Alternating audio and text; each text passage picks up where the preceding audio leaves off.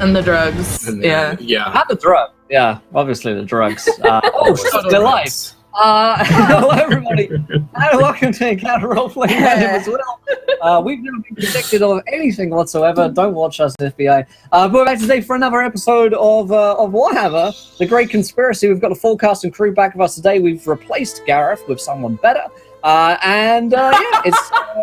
It's going to be great. So let's get into it. We have Jim Davis, our Dungeon Master tonight. Jim, how's it going, my friend? It's going great. Having another normal one. Enjoying this beautiful summer weather we're having here in New England. Love the humidity. Love the heat. Love the fact that there's no central AC. And I'm ready to play some Warhammer. All of those sound like great things. So fucking excited to be here. And the drugs. We have Charlie with us tonight. Charlie, how's it going? It was good. We just were doing a very quick recount of the shenanigans of last session to make sure we were all on the same page. It was nothing to do with real drugs. No dank weed was being discussed in the private chat. Now I'm super excited. It's Warhammer Wednesday. Chaos Chorus is assembling. The Chaotic cast here.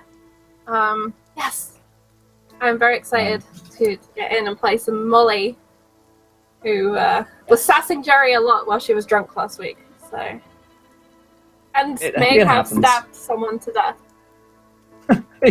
Yeah, amongst the sassing, there was definitely a light bit of group murder, taking out a man's golden tooth and then dumping in a piece of sewage. But it's all good, these things happen when you're in Midnight. Fantastic stuff. Regular Wednesday. Yeah, whatever. Of course, we have Pruitt's back with us tonight. Pruitt, how's it going, my friend? Things are going well. I'm excited to get back into this, playing my favorite dwarven slacker, Van Ferrison. Although I can't find my mug. Oh wait, it's behind my monitor. There we go. Now I'm ready. I have my hat and my mug. Go to Ren Fair. You can find cool hats that match your vest. It's awesome. So yeah, I can't wait. Let's do it. Amazing stuff. And of course we have Cherry back with us tonight. Cherry, how's it going? Hi, it's going well. Fake drugs is a part of my everyday roleplay life, so I'm used to discussing fake narcotics all the time. It's good to see everybody, and I'm glad to be here this week. Fantastic stuff, yeah. Well, as for myself, I will be playing Jerry, the human racketeer. And of course, last but not least, Gareth, how's it going? Good to see you. Oh yeah, very good. Well, it's great to see you. You're the best. Oh man, you're just such a D&D sex icon, and I think everything you say is funny. And yep, I love you. Great. Thanks so much, Gareth. You're the best. Yep, good to have you back with us today, man. So let's get into today's session. Before we do, I'm ready to go through a couple of things. First of which is that we're sponsored today by FancyGrounds.com, our virtual tabletop of choice. Go ahead and check it out. Play Warhammer on it for free with the demo version, and you can check out their other licenses there as well. Strongly recommend the Warhammer community pack that we've been using here to make your Warhammer games a lot easier. And of course, WaylandGames.co.uk sell Warhammer minis along with other D&D minis, board games, war games, and the like at up to 20% off the retail value. So go ahead and check those guys out. Last but not least, Tabletop Loot give away a set of dice at the end of each of our games. So stick around for that, and you might be able to win a set. And of course, here is the tweet for you guys. 20 retweets. You guys get to decide something which happens next in our game. So yeah, enjoy that. And of course, you can donate to affect the game as well by giving players nat 1s, nat 20s, wild magic surges, and worse. But let's hand over to our Dungeon Master for tonight, Jim Davis, to remind us of what happened last week on the show and to take us into tonight's episode of The Great Conspiracy. All right. Last week, the party continued its passing each other in the middle of the night and running all over the city as we started with Mel trapped in a closet in the Abbess's office at the Temple of Shalea, with York on his way to valiantly rescue her, and the two of them passing each other without notice. Meanwhile, while all of that was going on and clues were collected from the nunnery and the secret tunnels underneath the infirmary there, Jerry, Van, and Molly, who had been on her own little escapade earlier that evening, made their way back to the Wolf's Head, where they began questioning the two rather insane new arrivals that that had shown up. Van's father, Ferris, and a emaciated and absolutely foul-smelling human named Rold. While all this was going on, shadows lengthened and the noises of the tavern became muffled as something made its way towards the Wolf's Head for some sinister purpose. And while the party was slaying one of the orderlies who had been sent to retrieve Van's father and mistakenly knifing him in the dark in the back alley behind the Wolf's Head and then dumping his corpse over the side of the cliff after removing all of the valuables, they made their way back into the tavern, where the shadows had deepened considerably and a sinister force was heard in the main tap room. Otherwise, it was quiet. And as they made their way through the dark into the tap room, the party discovered the body of one of the patrons who was there, dancing on the tables not moments ago in a pool of his own blood, mysterious bladed weapons sticking out of him, and a pool of shadow rising up out of the center of the room to confront our party. We're going to pick up with that, and if we recall, last week's sort of initiative order was myself, and then Van, Mel, Molly, and Jerry. All right. Just a moment to make a note, and if you would, as I recall, we had all it was Jerry and Van sort of in the lead. Van was gripping the back of Jerry's shirt for confidence and to show a show of solidarity. And Mel and York had hung back a little and were not quite fully in the tap room, while Molly was going to skirt around the outside and make her way towards the front door, where presumably she would accomplish some task. So there we go. Players, everybody can see the battle map that we have here, hopefully. Ooh, let me give you a look. Yeah. We'll get that set up and kick this off with a bang. Ooh. All right. So. With a bang or with a whimper? Hopefully A with a bang and not A little bit of going. Right, and it's appropriate because York was not quite on his way, or had not quite arrived there. It was just back, Classic back from getting where he was going.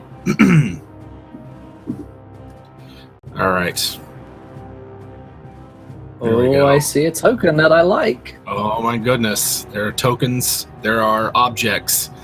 There's Oh my a fog God. of war, It's not happening. I have this time my the dice command on a I can share in case you guys need it or something. So there we go. Oh. Uh-oh. All right, I know, right? See? Prepared this week. I'm glad somebody is.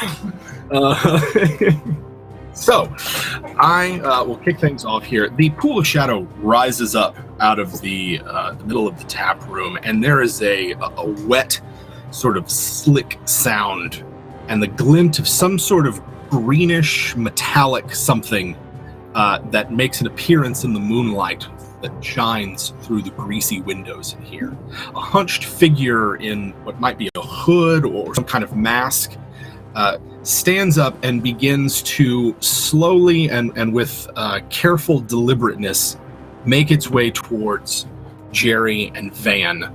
And as it does so, something flashes in the moonlight as it hurls a weapon towards you.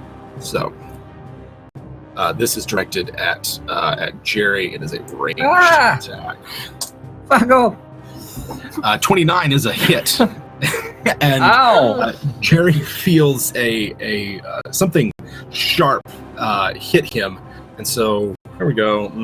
That is not the best. That's only going to be 1 success level plus my weapon, so it's going to be 6 damage to Jerry. Okay. That's at location where 92 is. Looks like the left or the right leg. Okay. It's not too bad, but it is a wound. Okay. I look down. What is the thing that's in my leg?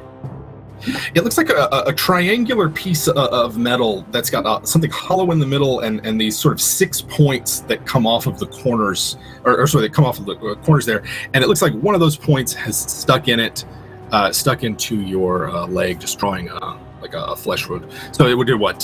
Just a couple of damage to you? Couple points, yeah, too. Okay. And this figure it stalks its way towards you. It's not rushing, not moving. It's got clearly 2 long, slightly curved blades in its hands. That's about all you can see in the silhouette. That's why I go, man, Jerry's just been hit by something. Jerry, get down! And he kind of like has his hand on his back, and he kind of just pulls him to the side a little bit and levels his pistol at this thing in the dark, and he's gonna finally shoot this gun that he's been lugging around forever. Let's see. He's okay at it. Yeah, I'm gonna miss horribly.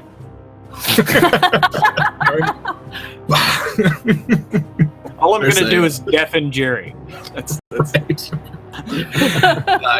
The flash of a pistol, the double flash of the pan and the muzzle as it goes off, but misses its mark. There's a sound of splintered wood coming from further across the bar there. Anything else from Van? Yeah, I'm gonna. Let's see. There's that pool. He's going to kind of move over to the left, where that table is, and kind of hunch down behind it. I mean, I already used my action, otherwise he would kick the table over. But Gotcha. he sees this guy throwing things, but he's going to go grab some cover that way. Okay, sounds good. Mel, you've heard Van's pistol go off, and something, and for a brief moment, this figure was sort of highlighted. It's clearly dressed in dark robes, some sort of hood, but its head is misshapen and oblong. Mel's turn. She's gonna pull her dagger out, but she's not within range, so I think she's gonna hang back for this round. Okay. So you're gonna stay where you're at, but you got your dagger out. Okay. Let's see. Molly, you heard from inside the tavern a gun go off. I slowly raise my head to peer in one of the grimy windows. All right. Let's see where you're at. Oh, sort of more up here. Inside, it's, I don't know, make me a perception test real quick. It's really dark, but I know you have night vision. I do. That's not the command for this. I was just given the commands and everything. 42, and my perception is that's a 1 level of failure. Okay. Yeah, you can see some sort of movement going on inside. You can hear Van. He sort of seems to be closest to you. But other than that, it's really difficult to make out what's in here. Someone needs to clean these windows. I just reach into a pocket, pull out my hip flask, and just drink. All right. So if you want, you can. I mean, let's see. Where you're at. I think I will move closer towards the door. Okay. Just duck my head back down and just move towards the door. Okay. Get you closer to the door then. Excellent. All I right. need to make a stealth because if you'd like to move unnoticed. Yes. Yeah. Otherwise, I figure you're just sort of not worried about it. Hey, there you go. 11, and my stealth is 30, so that is 1 success level, nearly 2. All right. I think. Sneaking along the edge of the tavern. At this point, it is late at night. All of the revelers have gone home. All of the drunkards have sort of staggered back, and the streets are quiet and empty as you sort of sneak around the outside. Jerry, it is your turn. Jerry gets really angry, and as he is in a constant state of a lot of anger. As he gets shanked in the leg by this thing, he's going to run up to it and try and stab it. All right. Are y'all able to move your tokens? Probably not. So yeah, probably not. I want to go there though. All right, gotcha. All right, try and hit him. So let's see if this works. That is a swing and a miss by many degrees of failure. Right. Yeah, fucking have it! And I just swing over this thing's head. Jesus Christ, Jerry! Way quicker than me. It sort of parries aside one of your attacks, and it looks like it's sort of going to make an attack against you with its other blade as it's now its turn. Here we go. Let's see. So it is attacking you with its other weapon. That's going to hit. I got, for me, that is 3 degrees of success. I got 3 degrees of failure. Good night, Jerry. So that was location 71, which is a body shot. Jerry, no! That's going to be 13 damage, which is the lucky number of Skaven. And it's sort of like plunges its long curved dagger into Jerry's torso for 13 damage. Okay, so I reduced that by 4. So I take 9 points. I'd already taken 2. So let's see how much HP I had. I don't think I had enough. Oh wait, okay. So I'm on 1 HP right now. Okay, Oh it is. So this is like a near death sort of thing. It takes a second swing at you. The weapon that it used to parry your first attack, it tries to follow up with it. But so I'm gonna need you to make a second weapon skill roll. My roll is 71, which is a failure. Yeah, okay, I succeed.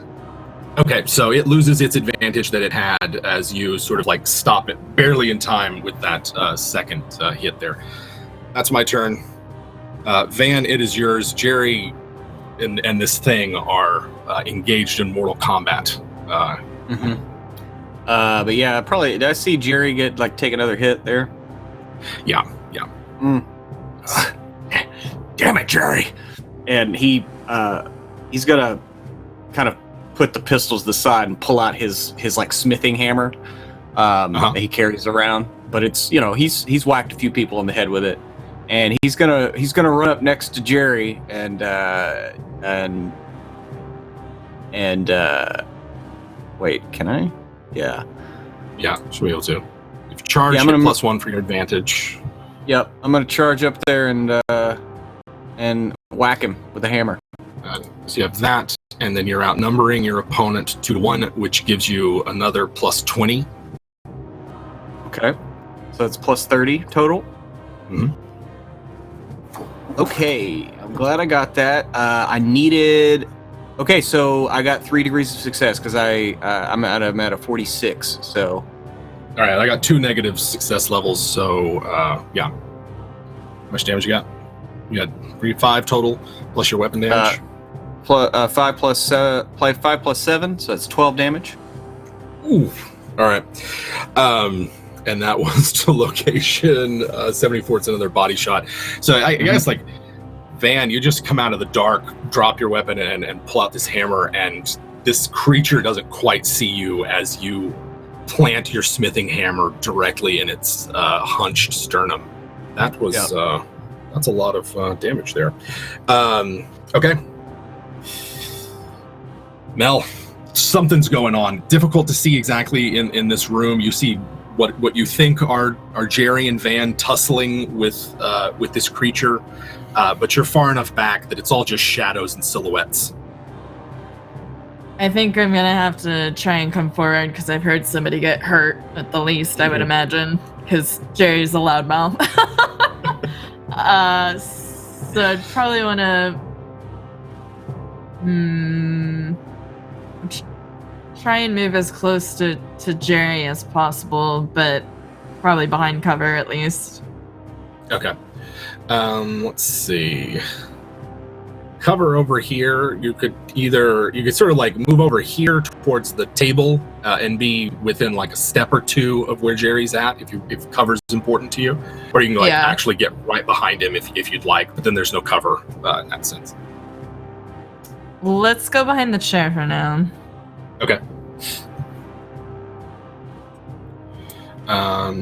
So we got that. Mel's behind the chair, ready to assist as needed. Otherwise, not engaging in the fight. You can hear Guntard somewhere in the dark behind you, and there's a rustling from the room where Ferris was asleep. That's about all that Mel can hear at this moment.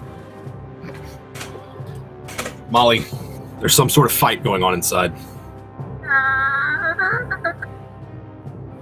Perrin.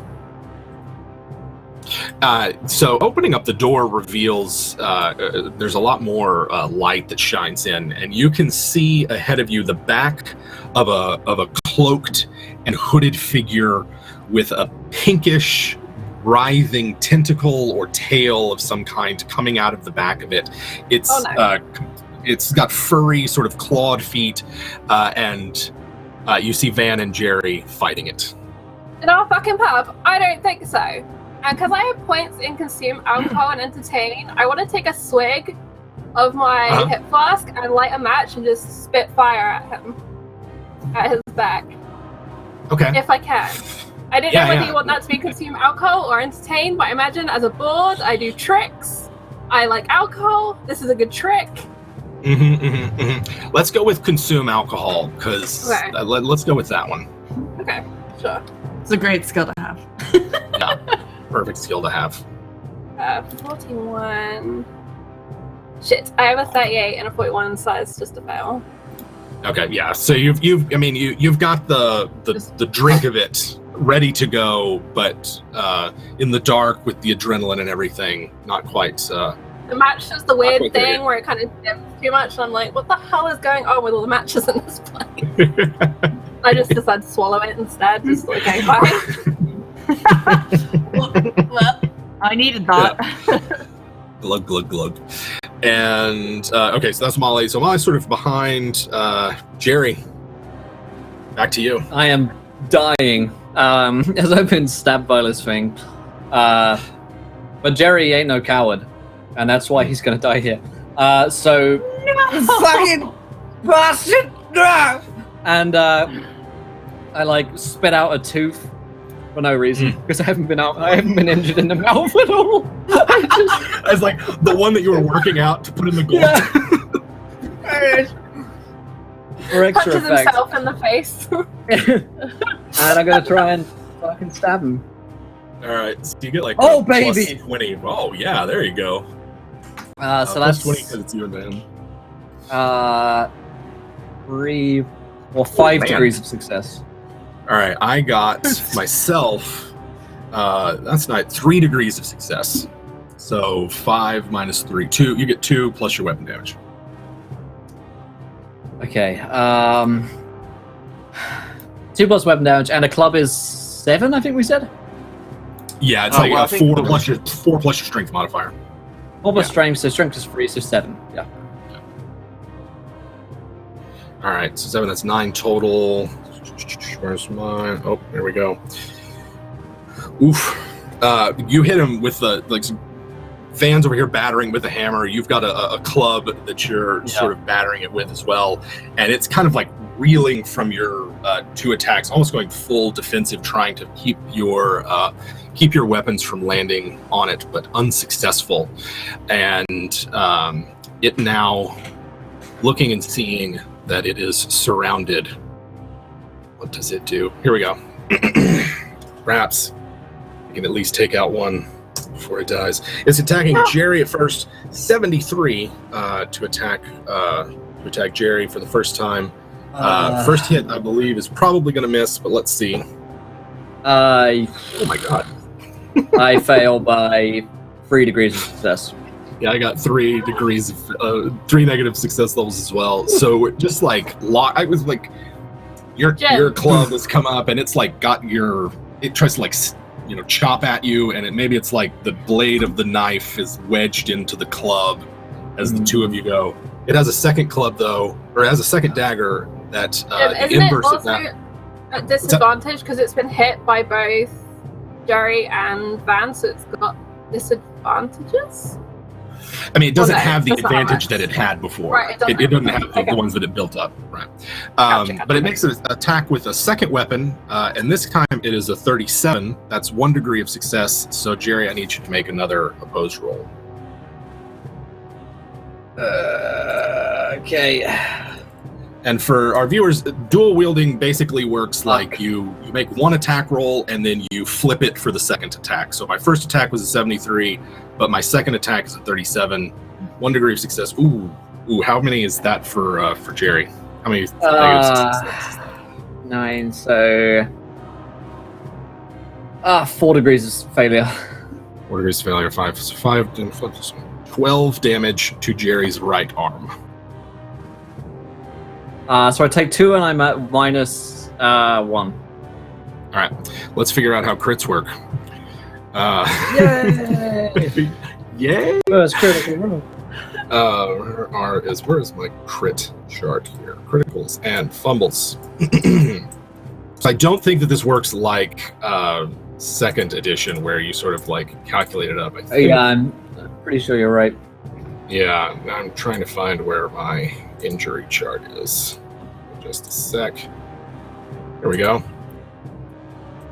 I know that I am going to need a D100 roll from Jerry. You're gonna want to roll low on this one. Fuck. And that is 23. Pretty low. 23. It's a sprain. You have a Okay. so you have a critical wound that equals 1 wound. And remember, once the number of critical wounds that you take, they each have a number listed next to them. Once that number equals your toughness bonus, you'd fall unconscious. So you have one critical wound in this sense. You sprain your arm, suffering from a torn muscle, minor injury. Okay. Yeah. So much blood. And that's the end of my turn. Van, back around. Seeing Jerry take another vicious blow, Jerry, and screams and rolls. I'm gonna spend a fortune point to re-roll that. Okay. Wait, we still I have. don't know, let's see what I got first. Yeah, I got a 7. We still roll. We're still at +2, right? Correct. You're still outnumbering 2 to 1. Yeah. I'll re-roll that though. Okay. Okay. So I mean, I got 1 degree of success. I got 3, which stops your attack, granting me an advantage. Did I have any advantage because I hit him last time? Yeah, you would have had 1 from the last time plus the 1 that you hit. Yeah, you would have had 2 advantage plus the 20 from. So that means I had 3 degrees of success then. There you go. So I had 3 degrees of success as well. They cancel each other out, and so you just do your weapon damage then. Okay. So that's just going to be, I guess, +7. To the right arm of this creature. Yeah. And +7 is enough to get past its armor and toughness, as well as reduce it to 0 wounds. Let's have. I think I'm going to roll this one, unless Pruitt, you'd like to roll a critical for this creature. Yeah, you can go right ahead. Yeah. I appreciate that. There we go. That's not necessarily. Just what I buying wanna see. favor for later from the GM. Right. Damaged artery. Something. Van hits something in the creature's arm that causes it to sort of sway for a minute before collapsing back over the body that it was kind of fighting over. And as far as you know, it does not get back up.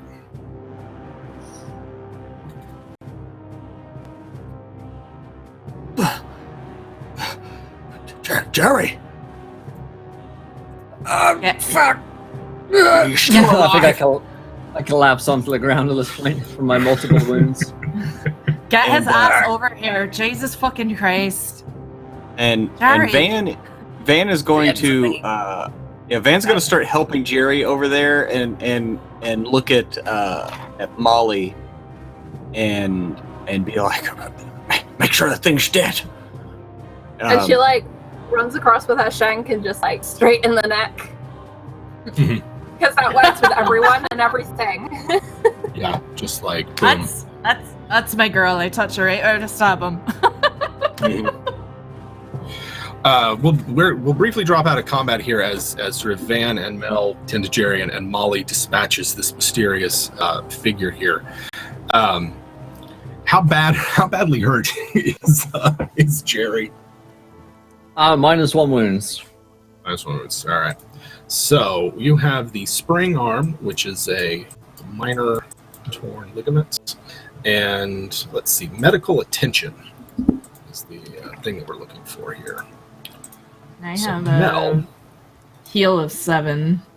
yeah, you're definitely going to need to make some healing rolls but a lot of it sort of has to take place over a number of days here. So, Molly, you have plunged your knife into this thing's neck, and as you get closer to it and sort of have a chance to get a good look at it, it looks something like this.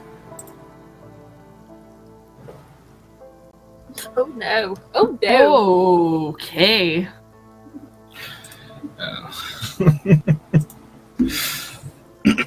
And like I just feel like that shank is just like really slowly pulled out as I'm really scared it's gonna move or something.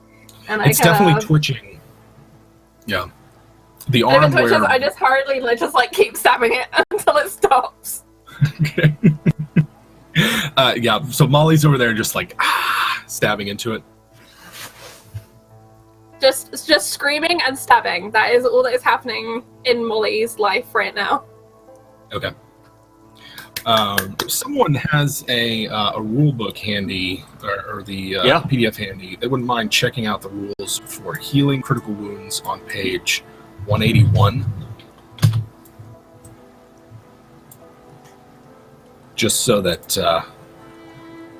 we're not stopping the whole thing. They fucking done me, Leo. I'm done. Come here. Here. I'm going to hand him my flask to start. Just take a couple of sips of that, and we'll get the rest of it here in a second, okay? Mm-hmm. So until this sprain is healed, Jerry is at -10 to all tests involving that arm, which I believe was the right arm. And in order to heal it, you will heal. Let's see. It will partially heal in 30 minus your toughness bonus days, and the use of the healing skill will reduce the time by 1 day, plus a further day per SL. That was for the specific injury, and then there's other sort of like healing the rest of the wounds that Pruitt was looking up. Okay. Let's see. It just says that you can't heal until that condition has been removed. Okay, so in that case, we need at some point here in just a second, Mel will have to get to work. Quiet falls over the wolf's head as Molly finishes her Die! dispatching of this thing. It's at this point that sort of York comes out of the back with Gunther, and you see Ferris gripping, sort of leaning on Gunther and peering into the room. He has a look of calm and focus to him that you really haven't seen since he's arrived back here earlier this evening. Father! And he's gonna, seeing Ferris up, Van will run over to his father. Yeah. Have I literally just strolled in? Basically, yeah. There was a brief and furious fight in the dark while York was sort of in the back doing something. Is it still dark? It is less dark. The shadows are receding, and it's more just like the normal light that's filtering in through these dirty windows and the torches that are outside. It's getting back to its normal level of darkness, but there's no fire in the fireplace. All of the lights inside the tavern have been put out. You're never gonna guess what tonight is shit for me. I got beaten up again tonight. What the jeez. fuck I'm over here happened dying, mate. Oh, fuck are you? Where the fuck were you? Jerry, this will be the only time I say this to you, but enjoy me being dressed like a nun while I fucking fix you up, alright? Come here. Oh, this is the one good thing about this whole thing. York, you fared better than everyone else in the Wolf's Head. Jesus Christ, what the fuck has happened? Was it the Northies again? I don't Look know. at it! Just fucking look at it! What even Molly, the what fuck is it? The fucking rat thing, mate, is what it is. Fucking stabbed me about 5 times in the face. I've seen some big rats, but it's the fucking biggest rat I've ever seen. Oh, I it's one of my see what teeth. this is. You're taking the piss out of me. This is a ruse. I'm gonna walk near it and it's gonna jump up at me. What is it? Is I it grabbed 3 dogs? York I by can't the even back spell of the head. rules, let alone do one. I grab York by the back of the head and just like shove him at the very mutilated, stabbed corpse of this creature. Jesus, York, is that real? I touch it. It feels real. What the fuck is this thing? Good fucking question. do we know what this is? I mean, So as we sort of like talked about in the pregame, your characters are aware of beastmen. I mean, they're fucking fighting them down at the arena this morning, right? Yeah. You're aware that beastmen come in all weird shapes and sizes, and some of them have rodent features, but a creature that has these proportions and this sort of build is not necessarily. You would think, probably assume it's a beastman. Is That, without a doubt, is the hairiest goblin I've ever seen in my entire life. that's not a goblin, that's a beast, man. Look at it, it's a beast, and it walks like a man. Oh, Very clearly. It's Wild definitely magic search for pandas webcam. I should trust me. Don't get fucking started right now. I studied beastman in my 5th year. Close. Well, you know what? It's gonna be a new head for my wall. And she's gonna start cutting off its head to add to the wolf's head collection. Well, Okay. well, Jesus. we should put it on the wall, but I mean, I did kill it. I mean, not to say, but I did save Jerry's life. So Can No, we cheers, search? mate. Can we search it or something? See if there's any fucking where the stupid ass thing came from. Jesus fucking Christ. Yeah, Does yeah, the you can search smell? Does the smell Oh, remind me you- of these two gentlemen? Has it got an odor? That ammonia stank. This one has now, because Molly shoved sort of York's face in it. You smell it as you get really up close, but it doesn't have that sort of presence. The smell of it in the room. It's actually surprisingly non-odorous unless you get really close to it. Its fur is also very clean, very well groomed. You see, it's free of tangles, it's free of burrs and the like. As I guess Molly is trying to get its hood off of it and the cloak and attempt to behead it, and Mel is seeing if there's anything on it worthwhile. That's the first thing that strikes the two of you, is how clean and neat it looks. it's unsettling. Yeah, it is. Was there just one? There's never just God. one. At which point Molly like drops the half severed head and goes to the front door and just like puts all of her weight against it. Yeah, Van pulls his hammer back up. It's like, Father, what can you tell us? There's a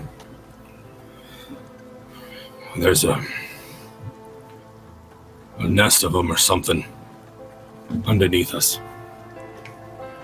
I took a contract to go clean out some of the old wharf tunnels under the city not long back. So, nasty job. Lots of fish people down there. But Gosh. we, there's no more of them, but I came across Rold, and as we were trying to leave, we were ambushed by these things. There are too many of them. And he seems for a minute to escape somewhere in his sort of retreat into his mind for a minute. And seeing that, like, Van's gonna, like... with that information? How's that? Oh, sorry. But for Molly and then Van. Molly's just like, you didn't think to fucking start with that information when you got here? He looks at Molly with like tears in his eyes, just like barely held back, and it's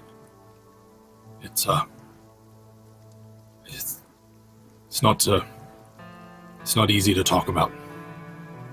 Jerry, there's fucking undies! Oh, screaming, mate. Are you having me on here? This was like some kind of Halloween thing gone wrong.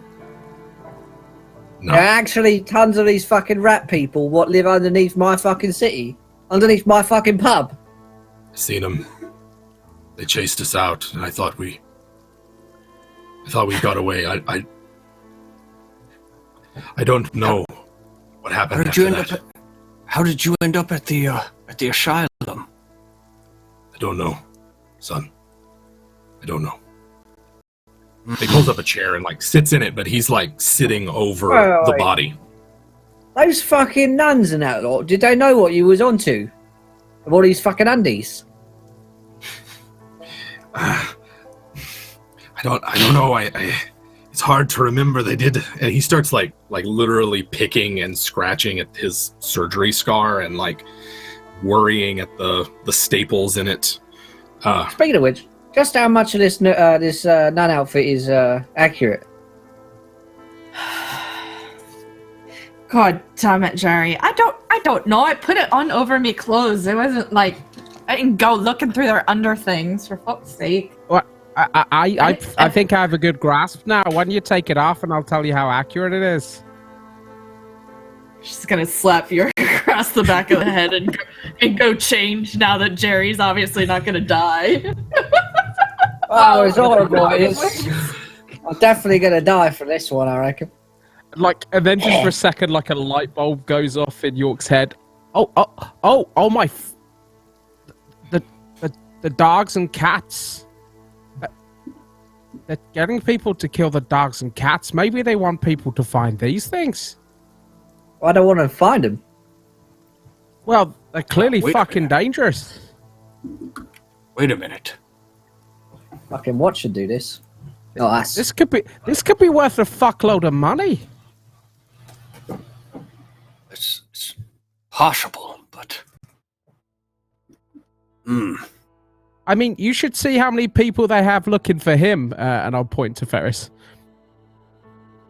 There's guards everywhere. I'm surprised they've not found you Well, here I've got yet. a half a mind to fucking give him to him. Now. Oh, wait a second, Jerry. No, Wait a second. Jerry's- Evidence, These people are We've got a looking fucking rat good. body here. Yeah, but these people are looking for my father, who found these beasts below the city. And he ends up at an asylum where they're now looking for him to try to quiet him. They tried to lobotomize him. I learned that word my mate. 6th year. One of the conspiracies, isn't it? Well, it's a pretty great idea that it is, yes.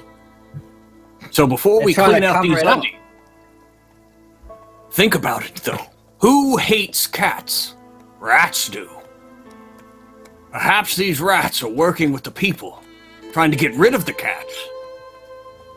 It's just an idea, but I've been... It's clearly a goblin. I tell you, they're just long-nosed goblins. Working with the undies. Could be.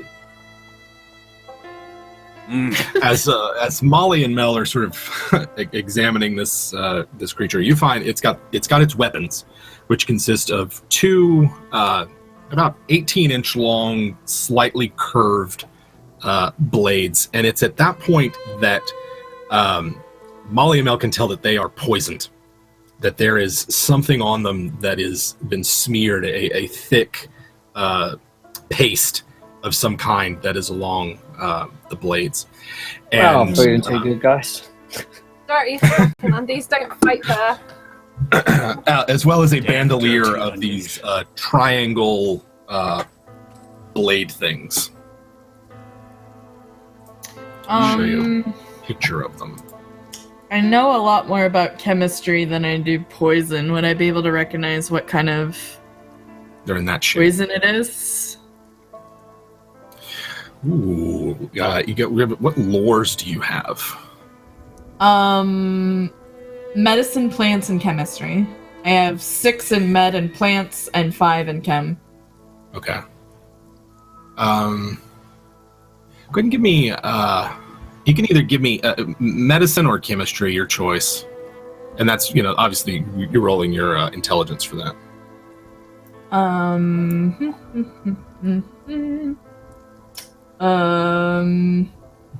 Let's see, med I have 6 in, so my intelligence is 44. Hello.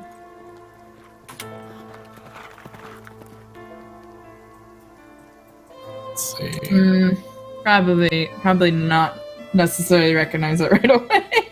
Yeah, you recognize that it's a poison, but not necessarily what kind or manufacturer. Oh, Okay. Jerry, how are you feeling? Not great, mate. I've been stabbed a lot. I feel pretty fucking sick. As it looks from Jerry's wound to the dagger that's poisoned and back. Actually, I need Jerry to make me a difficult endurance test. That's at -10. Fuck. We got drugs, Jer. Do they help? I fail by many degrees. Let's see. So you now have a poisoned condition. Shit. And then all tests to remove the poison condition are at the difficulty that it's at. So it's a difficult poison. So that's at -10. If you reach 0 wounds while you are poisoned, you basically have to wait until the poison's removed in order to heal any of those wounds. Fuck. You can sort of feel it now working its way in through your blood. Yeah, I'm pretty sure they fucking poisoned me, mate. I'll I'm go gonna start. to Jerry and give him my hit flask. Because that's Okay. all I got. And Van's gonna start searching the rest of this this rat thing's possessions. Like, not that it would be carrying the antidote with it, but you never know. I Gotcha. mean, a smart poisoner should carry the antidote with it. You're not wrong. Go lock the fucking back door before more come in. Everybody make me perception rolls real quick as well, because all this is kind of going on. 4. Fail. Much failure. 91. Oh What is my wrong God. with me in this game? Super fail. Failures. Blood pounding I in don't- your ears. You don't really hear much else of anything there. Did we have a wild magic surge to take care of? Was It's that, for York, I believe. I forget if webcam, but Yeah, most I of did you. roll it. 8,153. 8,153. Let me look this one up for you. York, all air in this area is 75% thinner than elsewhere than the surrounding area. So the air is really thin here. Are we all getting really lightheaded where we're just not getting Yeah, enough right now. oxygen? I know I am. Fuck. Yeah. I've lost so much blood. Right. Yeah. I guess you're sort of like it's just a little bit fatigued. I'm sure we should open a window. Let some air in. Anyone got any drugs? I mean, I gave you some when I got here, but I want to know what the fuck it is before you take it. Just any drugs. I'd like some drugs, please. I feel like at this point, Jory's dog comes over and just like licks his face, hearing the magic words, "I want some drugs, please." Alan. Comes to comfort Jerry. Alan, you're the only one I can trust. Always loved you, Alan. So we've Continue got my legacy, wayward son. let's see here. We've got Van searching the body. We've got Jerry attempting to maintain consciousness. Well, how about Molly? You've got the head is mostly off, but without a stout cleaver or axe or something, it's going to take you a while. Yeah, I've kind of abandoned that. I've given Jerry my hip flask, which has like the smallest amount of alcohol left in it right now. I've got the front door locked because nothing's coming in that way, and hopefully Guntar's going to come in through the moon door and shut that shit up too. Right. Yeah, Gunter will lock up the place. Or Gunter. How about Mel and York? Until I know what the poison is, I probably can't treat it. I probably might give him some sort of...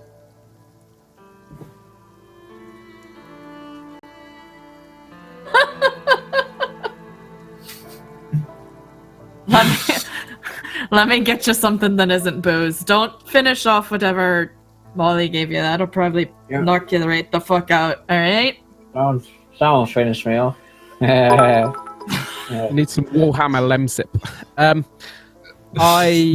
York's gonna try and... Is the this symbol that you've put, is it on a scrap of paper or leather or... It's what what these weapons are bladed shaped as. these weapons are shaped of. Jerry had one of them hit him in the leg, and then it's got a bandolier of like a dozen of them. I will try and take one of these off, and I'll just slip it into my pocket.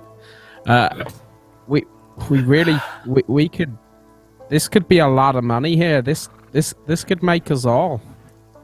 I mean, the city would want to know this. All we need to do is hide it up and. Aren't you Speak listening? to the right people. The whole city already fucking knows about this. It's a great big conspiracy with the bougies and the undies. Yes, I mean, the bougies no have one- dirty undies working for them, yes. I've never seen no fucker like this. The guard are acting awful funny, and they're pushing killing cats and dogs. I definitely think they know something's going on, and this could be our opportunity. Like, I could speak to the magic guilds. The Brown Wind would be interested in these ones. Someone tell my missus it's over.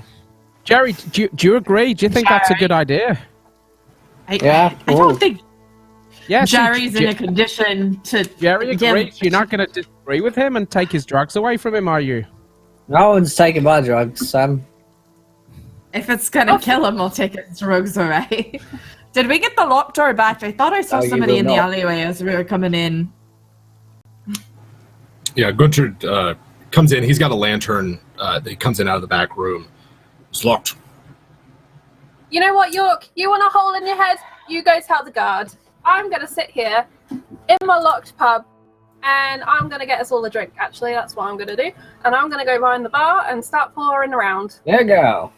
I need Jerry to make another endurance test. Difficult. Oh, sorry. Then I'll call my wife. Tell her it's over. Which one? Between us. Between us. Wait, Jerry has your wife. That is... well, I guess that's just a failure, but no degrees of failure. Okay. In that case, it was a... What happens here? Jerry loses a wound, and if it knocks you to 0, you are unconscious. I'm unconscious. Jerry falls unconscious. Oh, Jesus fucking Christ.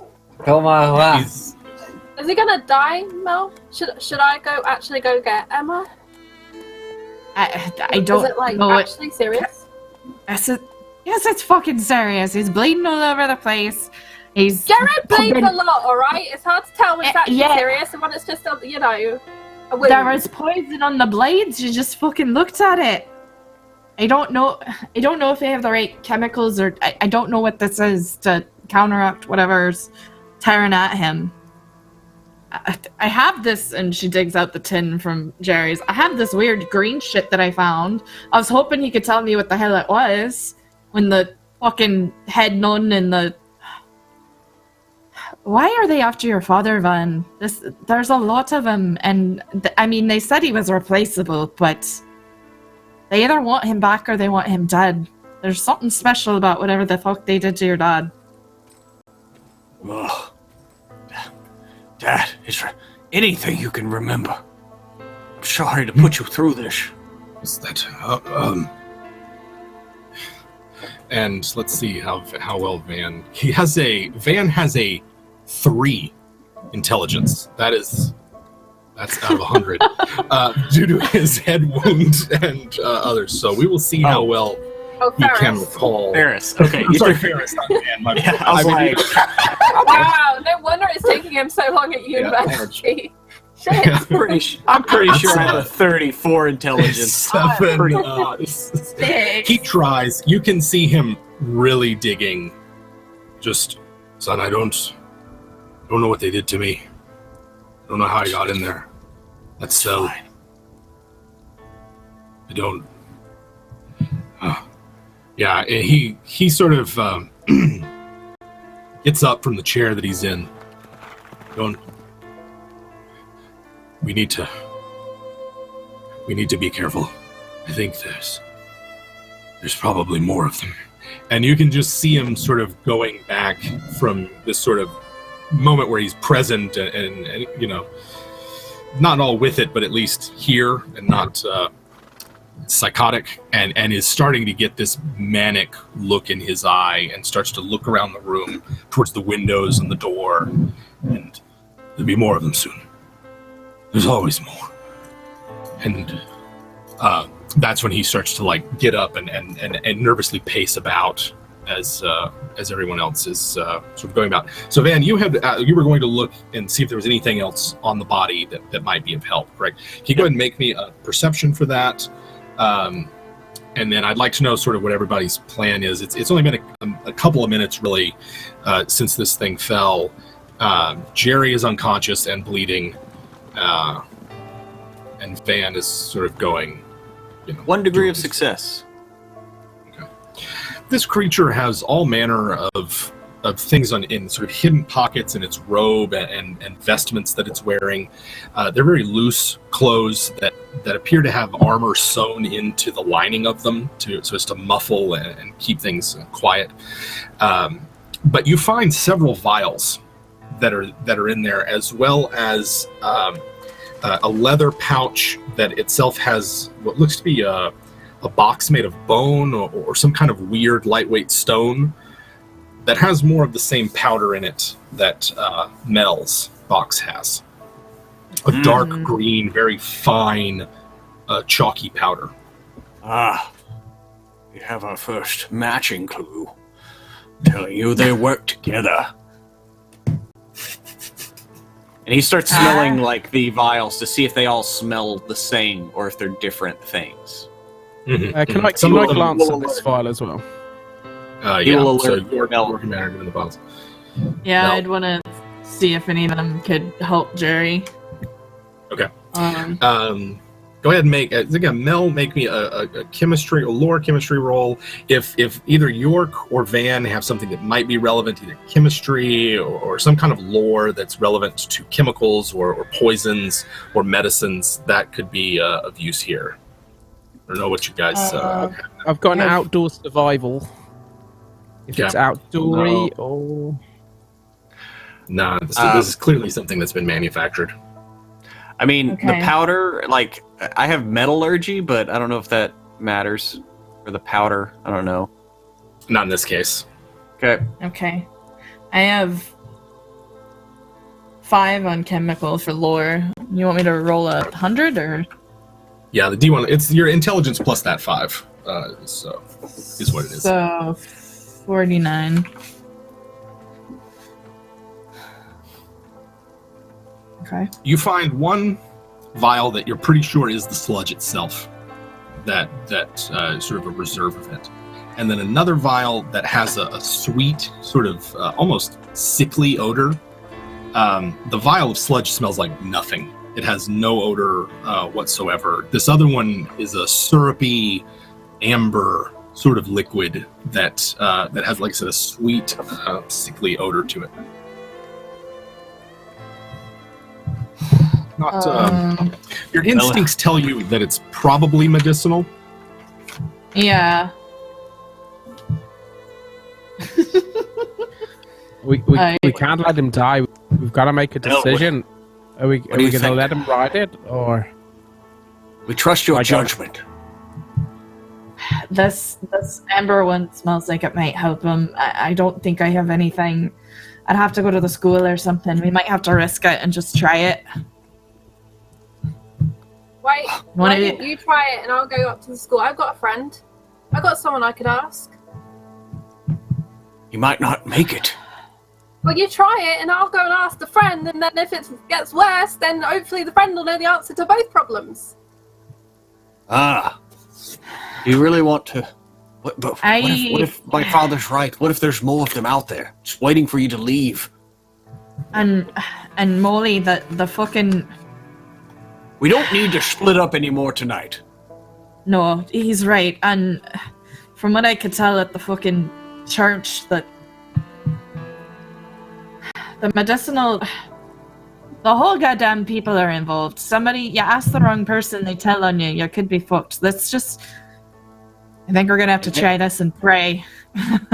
Van takes after he just hears that, takes the vial and like goes over to Jerry and pours it down his throat. Okay. In that case, Jerry, make me just a regular baseline endurance test. 40. Also, there is a wild magic surge on a Skaven's body. Yeah, I got a 29-36 for that. I failed so hard. You got fortune, you can re-roll that.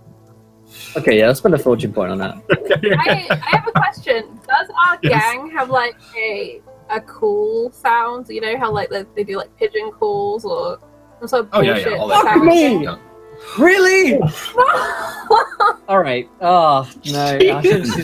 I should have just used my nat 20 on that. I didn't even look. I rolled a 94 and a 99. I'm getting. A 99 is a crit fail as well.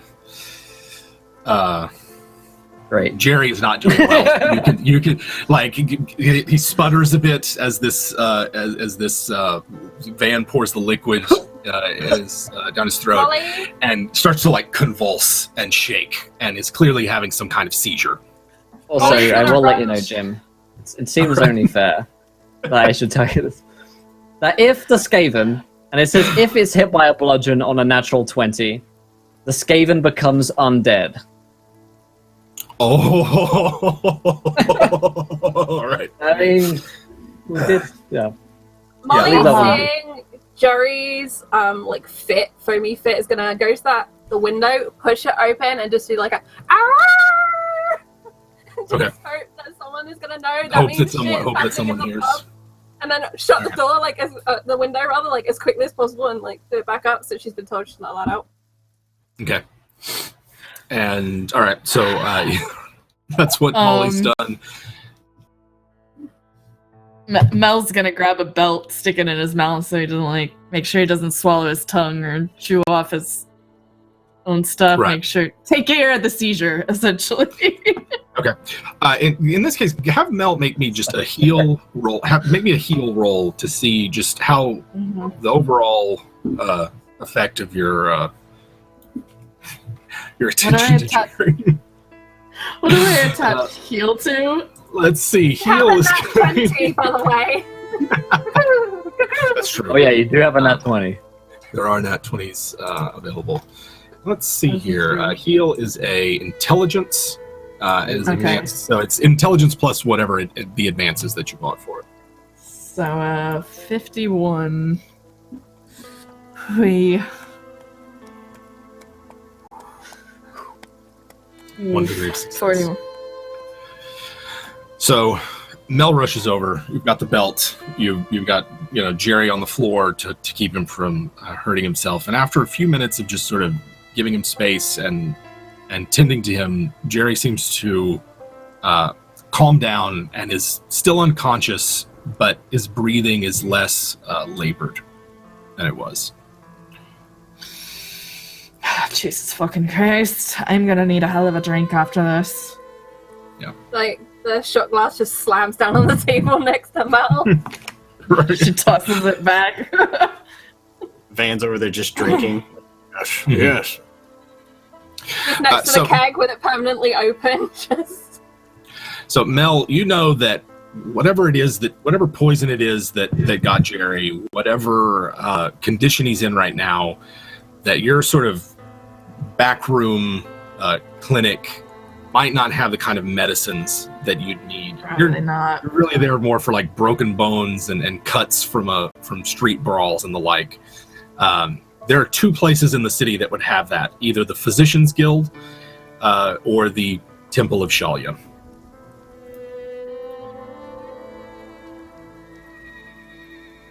I guess a third one would be the Graf's Court. There's always a physician at the Graf's Court, but that's sort of not accessible. Yeah. We know where the money is. We can't stay here. We've got to use what we got, and we've got a bargain. It could be for his life. You gonna let him die here just for the sake of this? No. Seems stable for now. I still got the fucking nun outfit if I have to go back to the church. Does anybody want to come with me? And actually stick by my ass this time? I'll go with you, Mel. You really want to go back to that viper's nest? Might Don't you not have people a at the fucking college choice. that could help you? Don't you? Look, we could go to the college instead, but the Physicians Guild is in cahoots with the goddamn Covenant as well.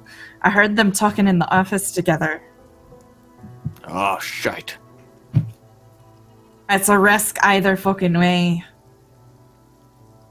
We could try the Mage Guilds. Some of them know some healing. And much closer as well.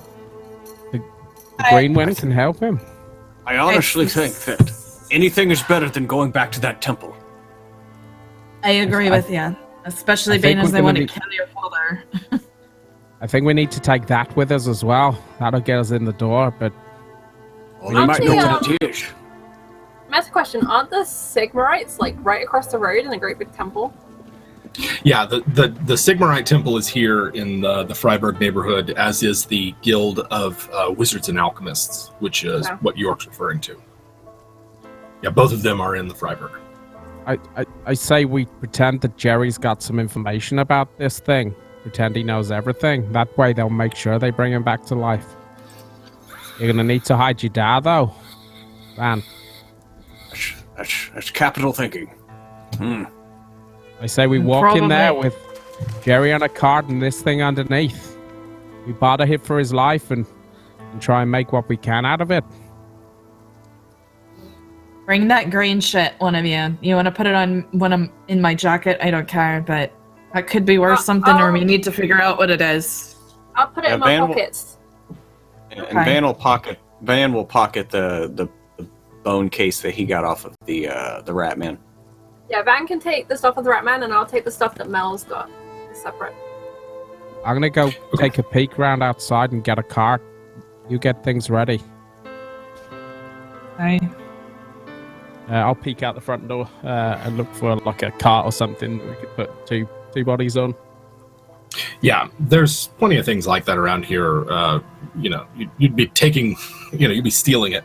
But there's stalls and the like that are set up for carnival that a lot of that's just left out for the week. The streets are empty and deserted. It's creatively borrowing. We're not stealing, we're creatively borrowing. No That's matter true. And Van's actually going to go to one of the... He assumes like there's a bunch of patrons here. So maybe one of them had like a cloak or a robe or whatever hung up on the wall while they were drinking. And he'll go take that and throw it over his dad's shoulders to kind of give him a disguise. Be like, come on, we're not leaving you here. Stay with us. Perhaps they can protect you there. Yeah. That sounds good. And I'll take down some of the bunting from like around the top and just tie up the Rat Man. Okay. It seems like a so helpful thing to do, and she can't think of very much helpful things to do. Right. And then So- before we leave, Van will reload his pistol and have that ready. All right, so we've got the Rat Man covered, bound up and covered by a cloak with sort of Jerry on top in a hand cart that you found outside. Van has reloaded his pistol. And anyone else bringing anything or taking anything from the tavern?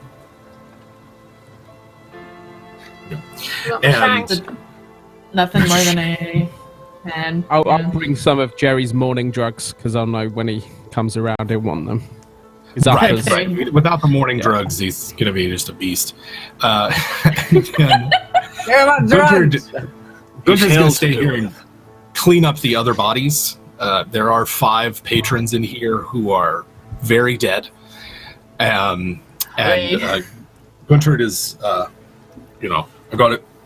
And he otherwise lets you out the back door. Do I have that right? Did I miss anything as y'all make your way towards the Guild of Wizards and Alchemists?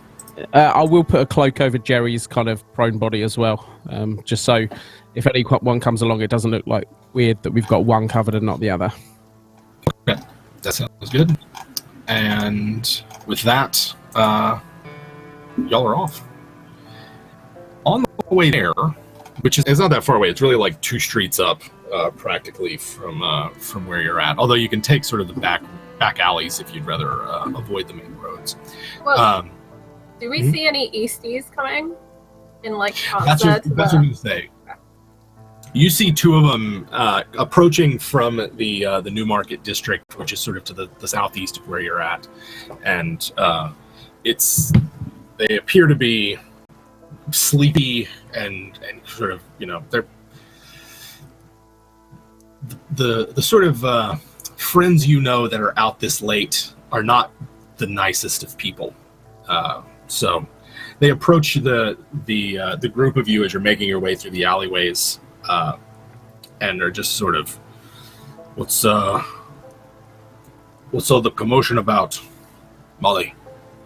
I'll dig straight into my pockets and pull out some change that I have just from the day down at the carnival, and I'll go, yeah, just watch the fucking pub, alright? That's it? That's Do you it? need Just more? watch it? Well, it's fucking Southeast, isn't it? Coming to steal the Ed. What's that? She lies. Southeast? No. All right, we got you. They're looking to get some payback after that dust up. All right. I reckon so. Yeah, you see them saunter off. Like I said, the only ones who are out this late are cutthroats. And, You didn't see me, by the way, in case anyone asks. I never see you, Molly. You don't ever come around anymore. So. I miss you too. Mm-hmm. And they he calls back. We got free drinks. Ain't up to me. Do a good job and you might. See, and Rocco use and that Autry coin. You could use that Autry coin to buy the drink. buy it. They just laugh. Ain't how it works. I'll get their names in the. Shady 1 and Shady 2. Right. In case it ever comes up again. Easties. All right. So what's the plan? You're gonna just walk up to the front door of the Wizards and Alchemists Guild? Like just outside. Listen, magic folk they're a bit hoity-toity. You've got to know how to talk to them. Do you mind if I do the talking in here? Like, I kind of know how these people work. Oh, darling, I know how these people work too. Yeah, you know how certain parts of them work, Molly. I know how the most important parts of them work, York. It is the hour for her working, so. Why don't you 2 try that shit together? I don't care who does what the fuck as long as we get Jerry patched up, alright? Mm-hmm. The guild hall is an L-shaped building that dominates sort of a square or an open space within the streets of the city. Right now, of course, it's dark. The beer tent that's set outside of it is empty and bereft of any libation.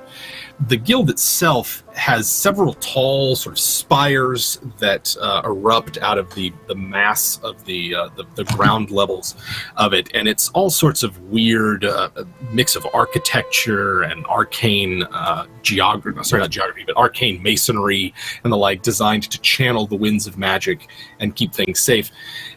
It's a prominent landmark for the neighborhood and a point of pride, as this is one of the few places in the Empire where magic users of different schools and persuasions and philosophies gather. In other cities, they tend to have separate guilds for themselves, but Middenheim is notable in that they all congregate in this sort of one guild. York, I take it that you are going to take the lead on this one? Yeah, I'm guessing Molly's going to be at my side whether I like it or not. Okay. Yeah, pretty much.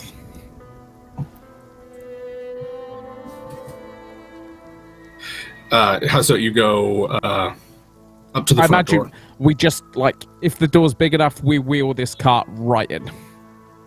There are several large doors that are like that. It's more like there's an open archway and a small courtyard where there's like a small carriage house for visiting dignitaries and the like.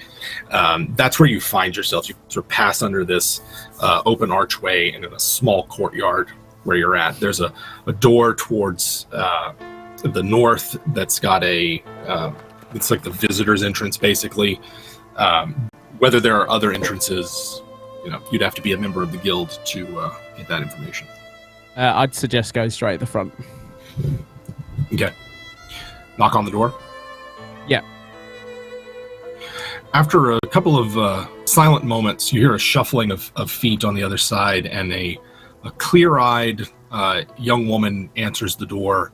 She's wearing the sort of amber and yellow robes of one of the gold wizards, a metallurgist or a metalmancer, metallomancer, and sort of like looks at you. Thank you for. We have no need for bodies at this time. Thank you very much. And she goes to shut the door on York. I shove a couple of fingers in the slidey thing. Is she using a slidey thing, or is it just picked open? I'll put my foot in the door if not. It's sort of like they open the door fully, but just barely, sort of like it's open like a crack, because you can see, all of her. I shove my foot in the door and I kind of put my finger right towards it. You motherfuckers have been shutting doors in my face for too many years now. You're going to be begging me to come inside. Get me whoever's in charge right now. Go ahead and make me either an intimidate or a charm, your choice. I don't really think I could add charm on that. Oh my fucking god, 6 degrees of failure. I spit in her face while I'm talking. She just looks at you with... What about Molly? I just slap York so hard up the side of the head. I'm like, how dare you? You really cannot get the help these days. I'm sorry, and I'm going to barge my way in. While I'm apologizing in dramatic overtures, I'm going to push the door continuously open until I can get through it. Okay. Let's see here. Let's go ahead and make me a strength roll for that for Molly, but this is an easy task. So get plus 20 on that. Ooh, I wish it was easier than that. Yeah. So you kind of like got the door half open. You got the door half open. She's clearly stronger than she looks, and it's kind of keeping it. But you cannot just come in here. I know. It's terribly late. I'm so sorry. You know what travel is like in the carnival traffic and the hell that broke out of the park. It was mayhem. Ruination on the city. You have to leave the bodies out here. Not... Oh, that's fine. They're dirty things anyway. I don't want them. No. That would be terrible. Very well. That's fine. And the rest of you, who are all of you? Dwarf? No dwarves, and the rest of you can come in. Oh, no, I need the dwarf. He's my pet. Please. What the hell are we doing? Van, darling, not now. Good boy. Very well. Could set them over there, and she points towards the awning of the carriage house that you can put the bodies in. Good. Sorry, what is your name? Sorry, darling, I missed that on my way in. Ernesta. Oh, and that's... Oh, I've heard of you. You do the things with the... I look at York, hoping he knows what the fuck she does. She's a yellow mage. They're the real spoonbenders. She can make your cutlery tie in knots. Oh, my delightful pretty at silver parties. cutlery. Oh. And she gives York a look of just like, it's ever so much more than that, but she doesn't vocalize. Very well. Give me a minute. Give me a bit of York's background here. How often has York gone poking around the guild? York How tried to constantly apply to every college of magic to get himself in, but every time he finds they've suddenly increased the cost of applying, or suddenly the equipment list is that little bit longer with maybe a book that's really difficult to find, and he hates it. These are his complete oppressors. This is his dream inside that he's never been able to get through these doors. So he's just fucking angry, and this frustration's coming through. As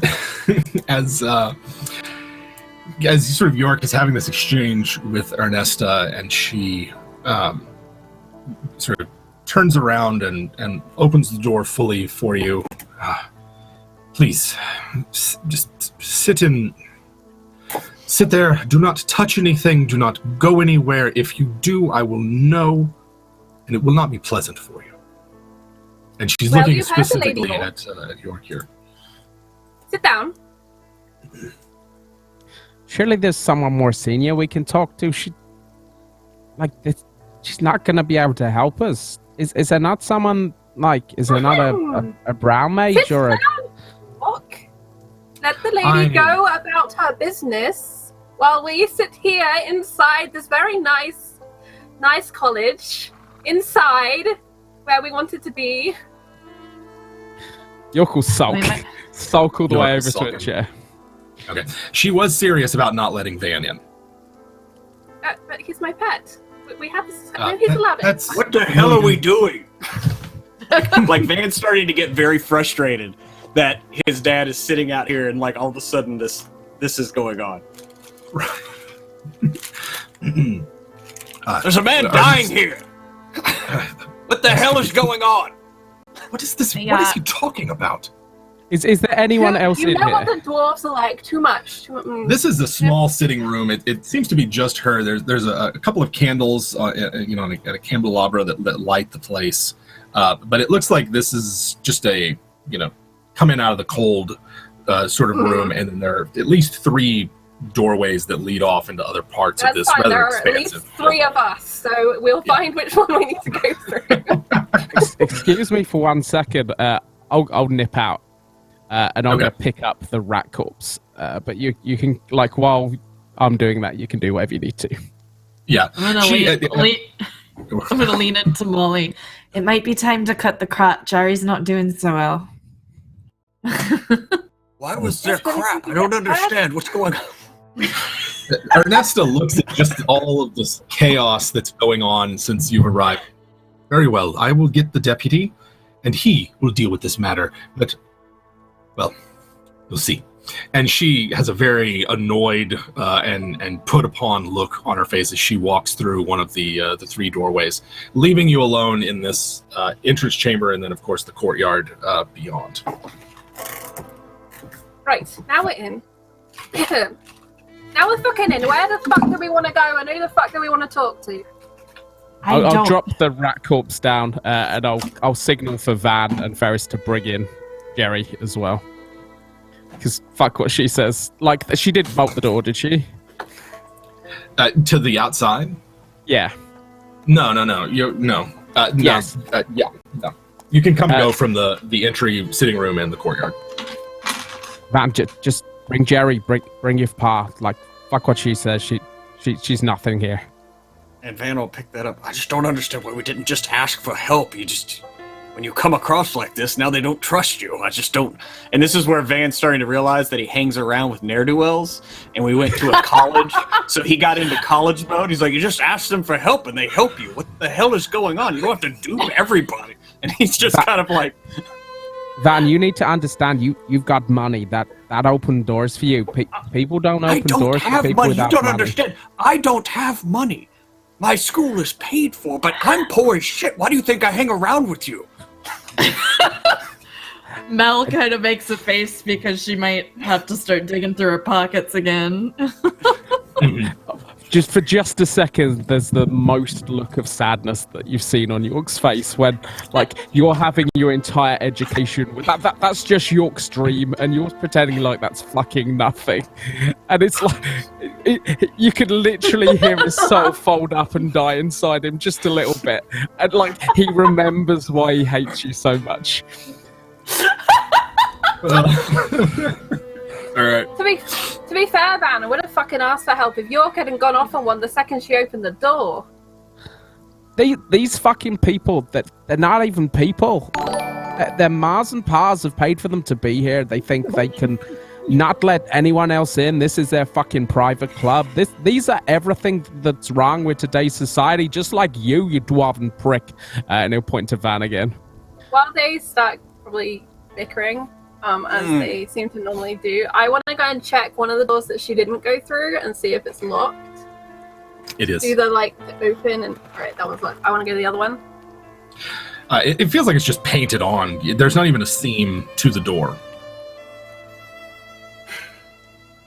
Okay, magic. It's a wizard's Molly will college. pace the room. Yeah.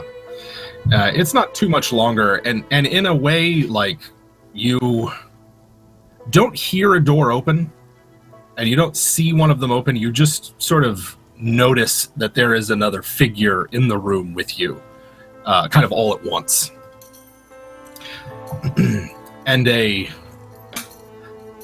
very thin, bald, and pale man stands before you. He wears deep purple robes and has a sort of silver, like just a medallion, just a chain of something around his neck, arcane sigils and talismans and the like, badge of office almost. One of those like royalty necklaces that requires two people to put on someone and has to lay a certain way, otherwise it gets all tangled up.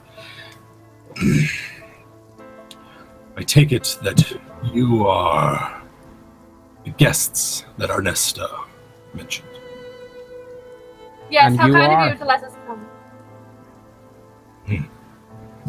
And you've sought us out at this late hour.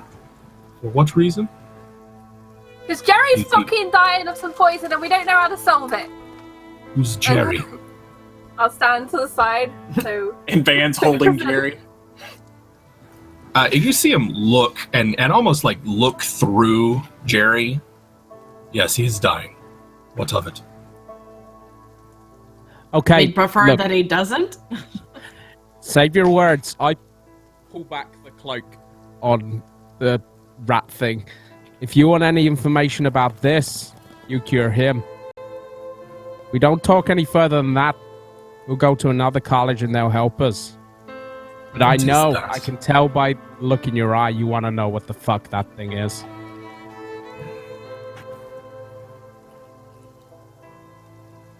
Very well. Where did you find this? Less talk, more heal. I don't know what you've heard, but the only thing I can do from your friend is ease his passing from this world. However, there are others who could help him. At which point, like, the shank appears in the hand and it's just like... And... Molly, what do we need to get a hold of those people? Or what do we need to do? What ails Jerry? And He's at this been point, stabbed. he's ignoring York and talking to, actually, he notices that Mel's an elf and would address Mel. I have a feeling. He's been stabbed a few times. His bleeding's under control, but he's been poisoned. There's a poison on the daggers that he was hit with, and we gave him some of this. She'll hand him the. I've been praying. We can't take him to the Physician's Guild right now. Otherwise, I would. I'm studying to become a doctor. Yes, and it's quite the journey across town.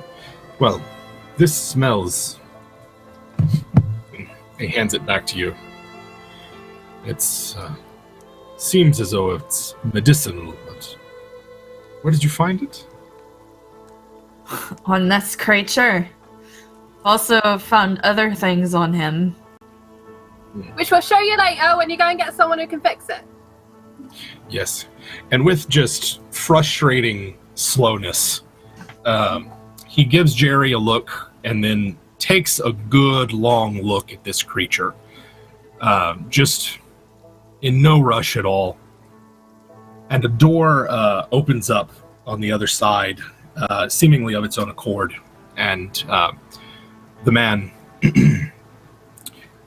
please, if you would step this way, I believe that we can help your friend if you are offering this creature in exchange for that.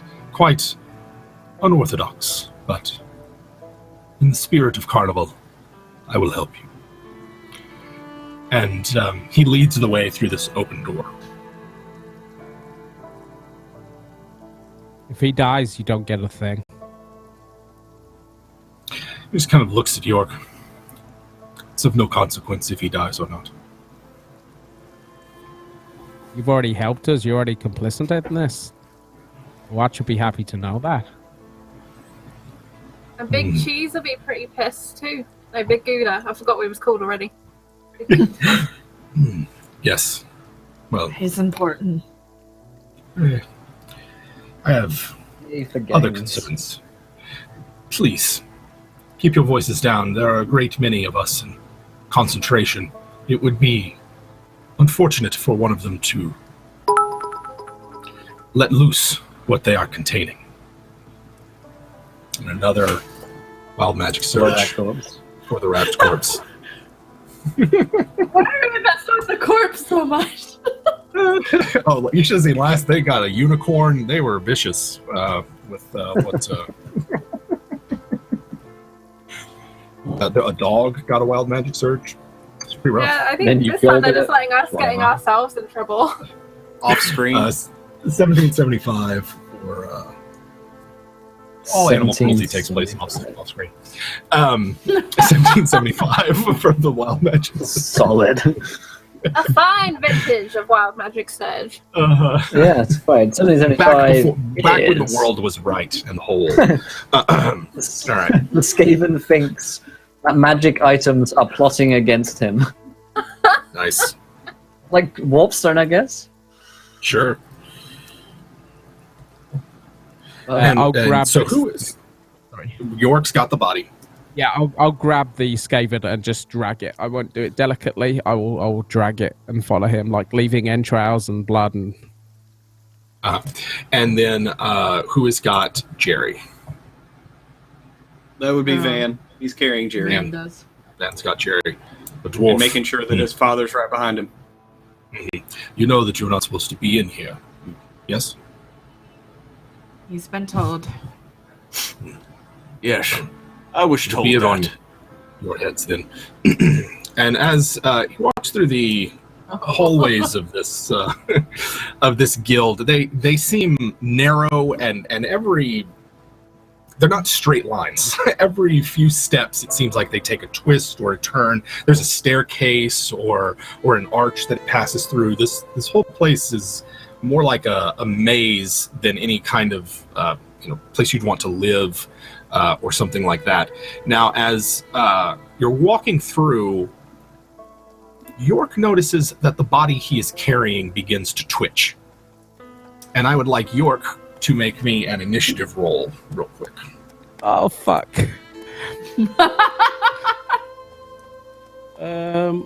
Is it still just a 1d100? I can't remember initiative. It's 66.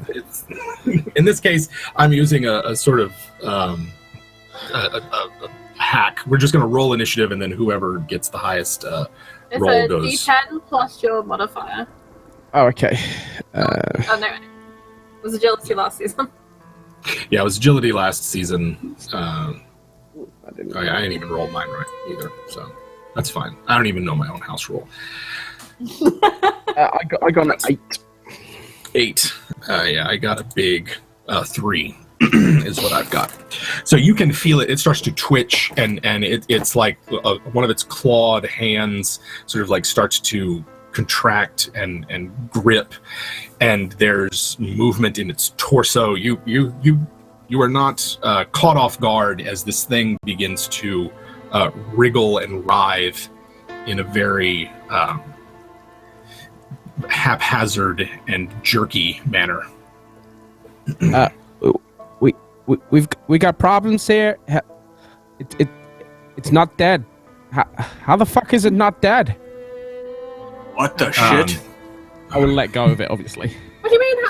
How the fuck is Okay. it not dead? I stabbed it 100 times. She cut Yeah, half its head off. Yeah, it's all lolling off to the side, blood matting down its fur.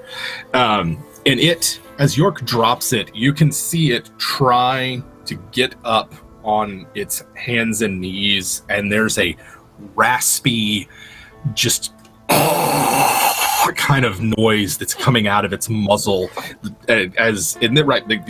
This is basically. I want to know what y'all's marching order was, because the hallways here are very narrow. It's pretty much single file. So we had York with this thing. Wizard's leading. Who's right behind the wizard? Probably me.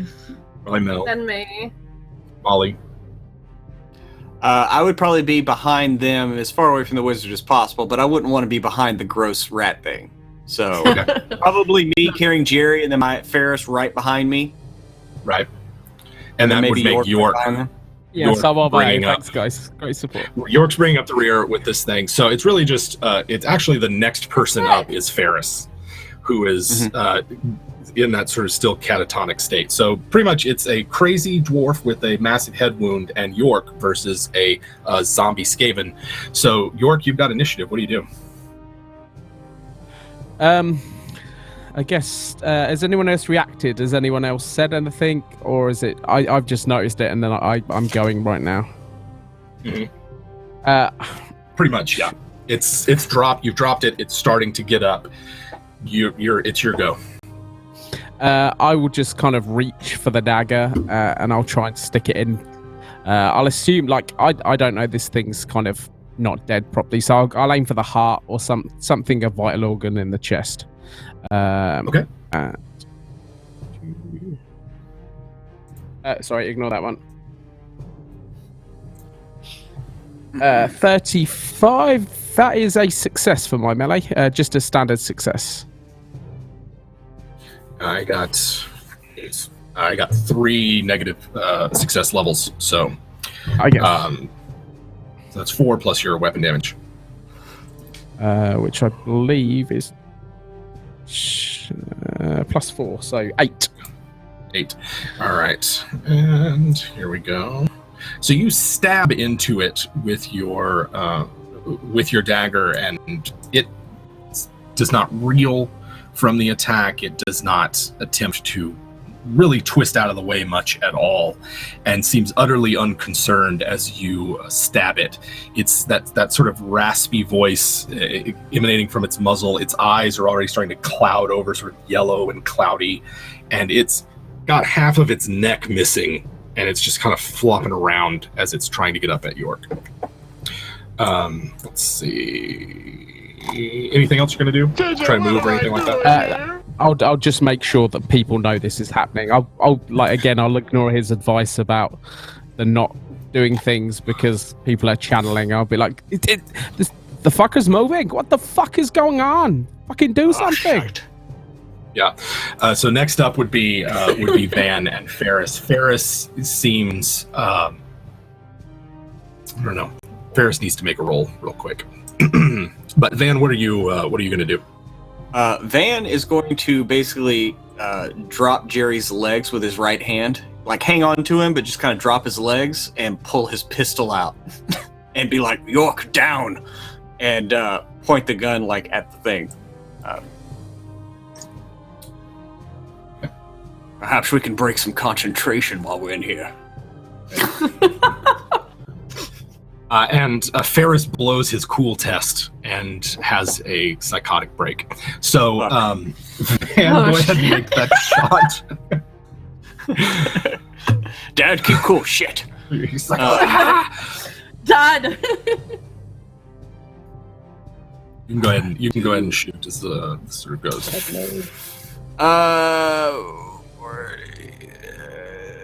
Basically point blank. Do I get a bonus for that? I'd say it's you get a +20. It's an easy shot. Let me go ahead and roll Okay, this well thing. then I literally failed by 2. My skill is a 45, and I rolled a 47. So if that's 2, then that's 2 degrees of success. Point blank. Yeah. 3892 for Ferris as well, by the way. 3892 for that one. 3892. Oh, let's see what happens. When when Ferris next uses magic, his clone appears nearby. Tackle the clones. It's not you, Dad. Why do you I have continue two the dads? rest. When next use Wait. magic. Wait, his clone. So what is it? Does that mean that Ferris is Jango Fett? Wait, what? We're gonna start this. What appears. All right. We'll have to figure out what it means when Ferris uses magic, but that's going to be great. All right. So you got 2 degrees of success then on your attack with your pistol. Go ahead and so what's the damage on that? So it's +8, so it's 10. 10 damage to 74, which I believe is what, the body? Body. Yeah. Body. And in this case, here we go. And in this very tight hallway, a gun goes off.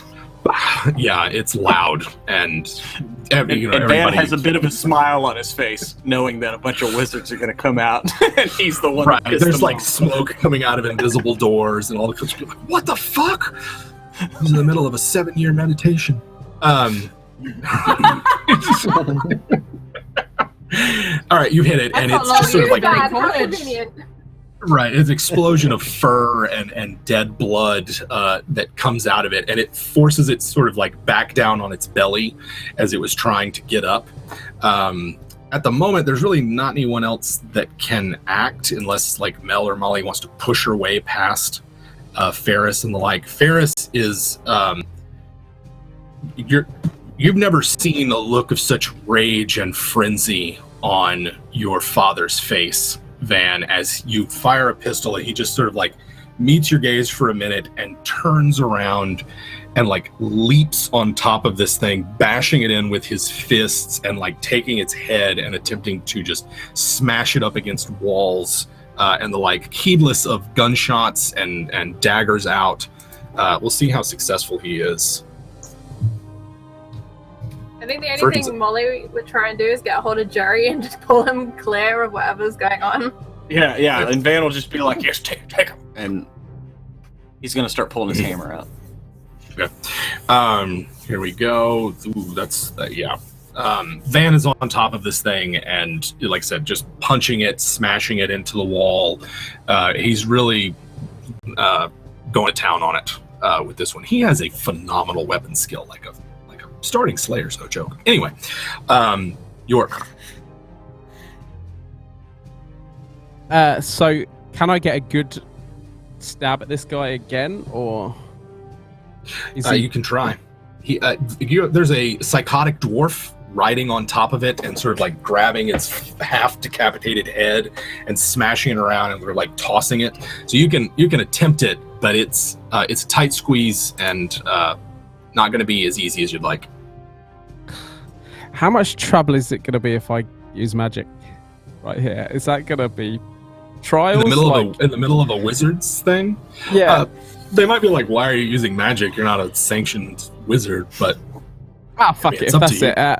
I'm gonna grab its leg and attempt to drain some of its life or unlife. Unlife. I mean, with all the spells that Van just broke, I don't think they're gonna notice your magic. Oh, that is a success.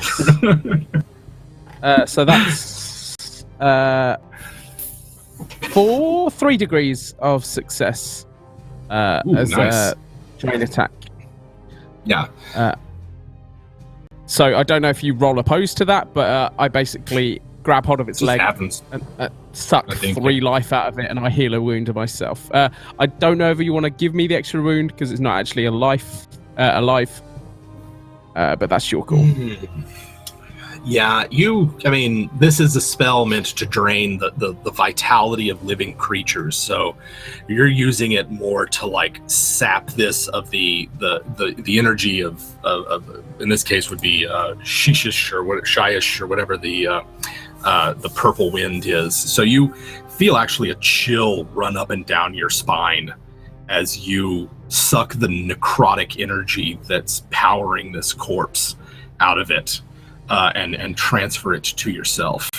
Yeah, what you guys would see was like just York kind of grabs his leg and shouts some strange words out loud. So it's not something you'd have seen him do normally. There you What go. in the fuck? Now's not the time to read its fortune. Not the weirdest thing I've ever seen you do. Van, are you doing anything?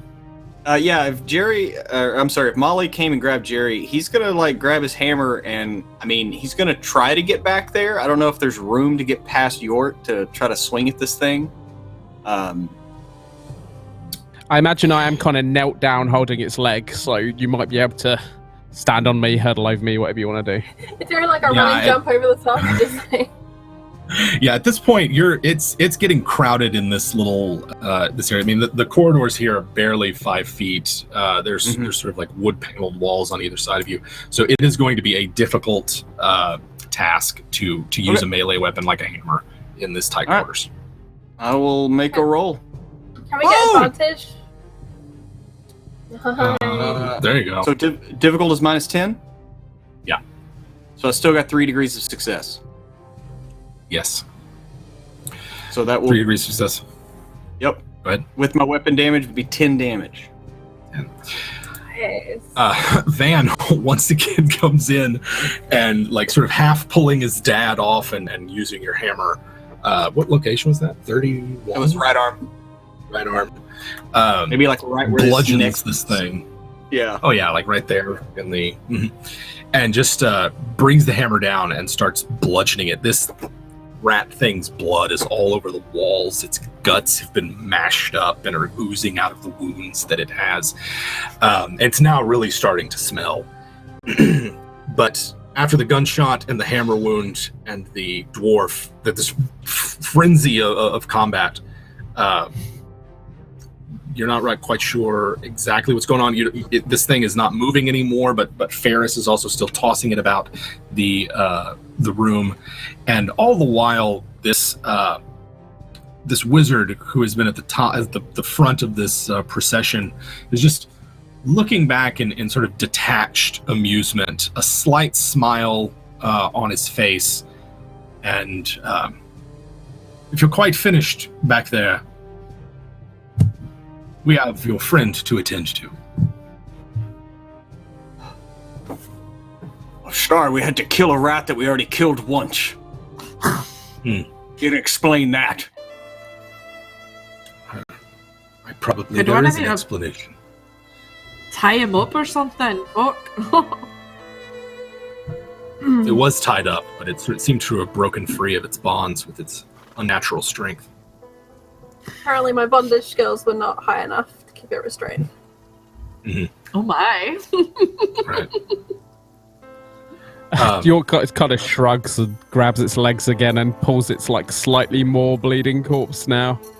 Yeah, Let's it's just get on with been it. mashed up, as it were.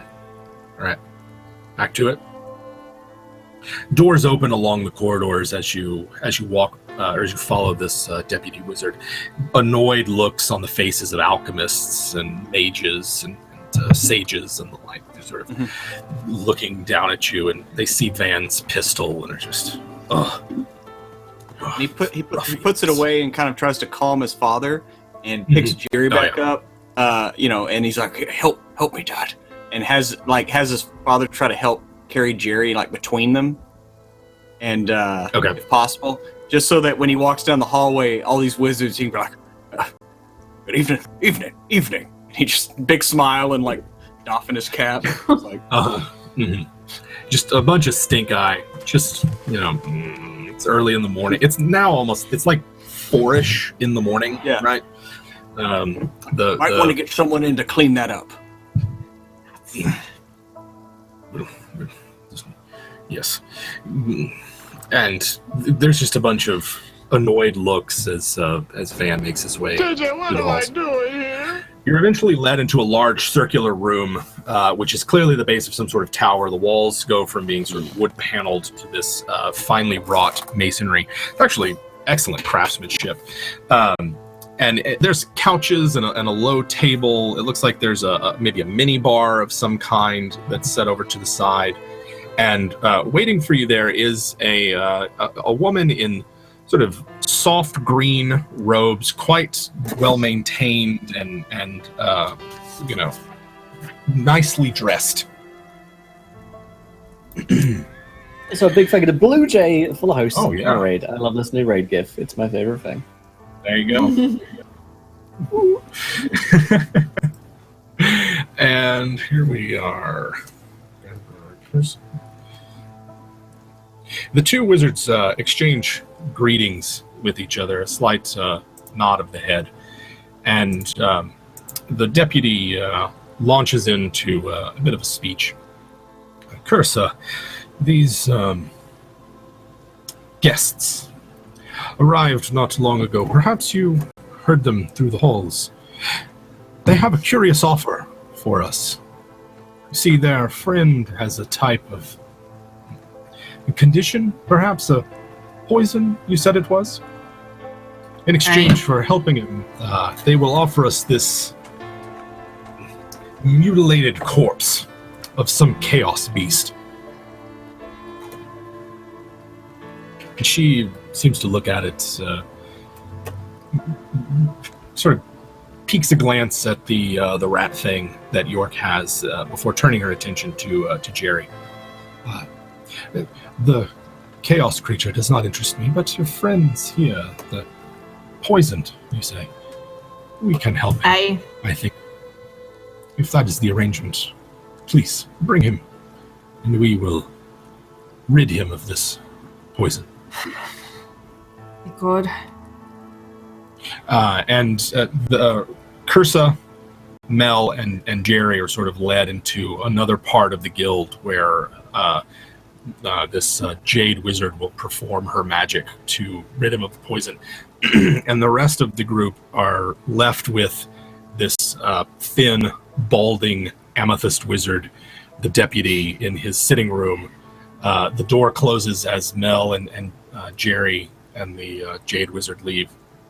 And it's the deputy looks around and, well, in all the fuss, I don't believe I introduced myself. I am Septimus, the deputy here.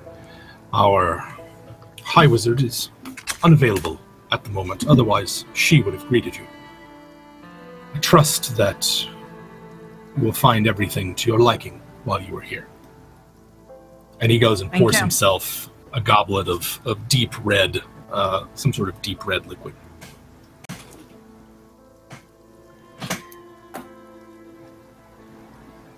With that, kind of looks around at the rest of you, the remaining, the four of you, two dwarves, Molly and York.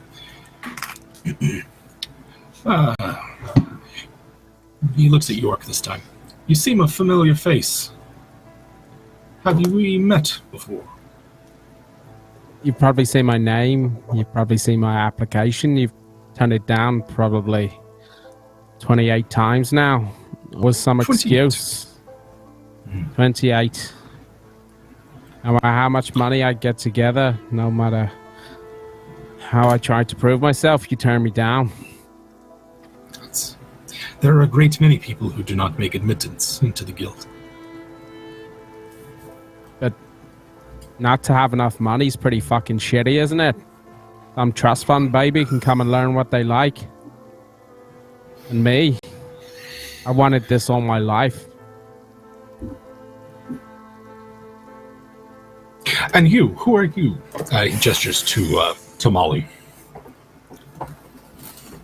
I am the great tired as fuck. That's who I am. Tired. Well, I'm Molly.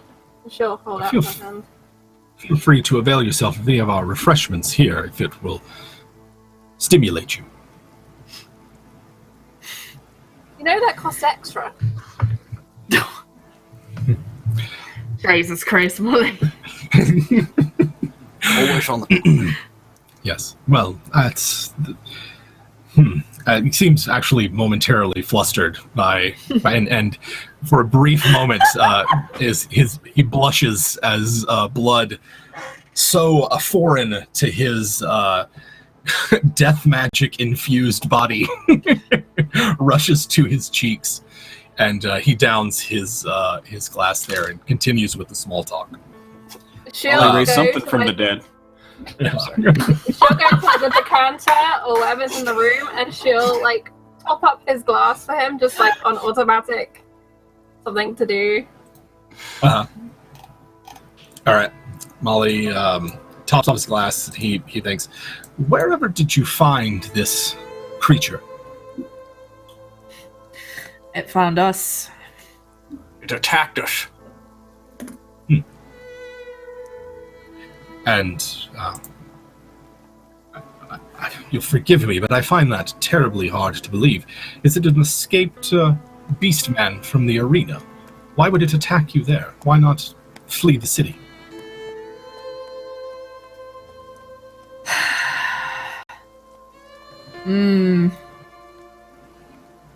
Did the beastmen poison the weapon? Yeah, the beastmen have fine weapons. Before he was mutilated in the second fight, his fur was finely combed. His clothes were fine. Blades sharpened, poisoned. Does this sound like beastmen? He also had this box, and Van pulls out this box because he doesn't know what it is. Yeah. I'm not gonna metagame. Sorry, chat. He doesn't know what the fuck this is. And he pulls out this box. He's like, and he had this box in his pocket, and he opens it up and shows the mage.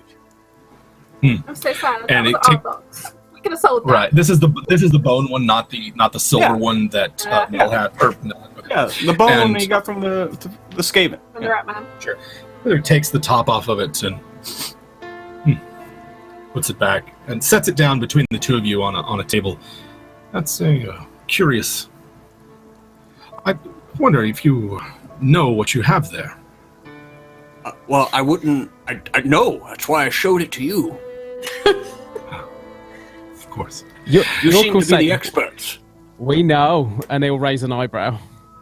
Oh, we know. That's what York says? Yeah, you. That is refined and powdered warpstone. Like, would Son York of a know bitch. what that is? Would I have heard of warpstone?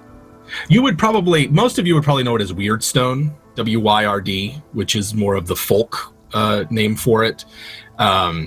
You feel free to make up any wild and outlandish tales that you have heard about this substance. I Wait, don't does this think mean- Jerry wants to snort that though. Wait, He is my hand probably gonna does. fall off because is my hand gonna fall off because I touched it? That happened No, to someone did in you our in- village. Did you ingest any of it? Nobody's ingested any of it. I think they wanted to, but I stopped them. Or told them That's- not to. Definitely for the best. That's worth a shitload of money, isn't it? Indeed. And Van kind of looks at York like, It's just sitting there. It's probably about a good tablespoon of it, just Meanwhile, sitting there in this Molly little box. is rearranging her skirt and hiding the stuff that she has way deeper. You said there were other artifacts on it. Yes? Who grabbed the You had the vials. Grabbed his. No, Molly has the vials. Oh, I mean, I grabbed the rest of his stuff. So, like, you know, his like The daggers knives. and Van had all stuff. that stuff. Yeah, the knives I and the just daggers and Yeah, Mark the had the knives and the bandolier. daggers. yeah. I think I York just had have what the Melanie Yeah, took I've from got the Lady bandolier Infirmary. of weird things.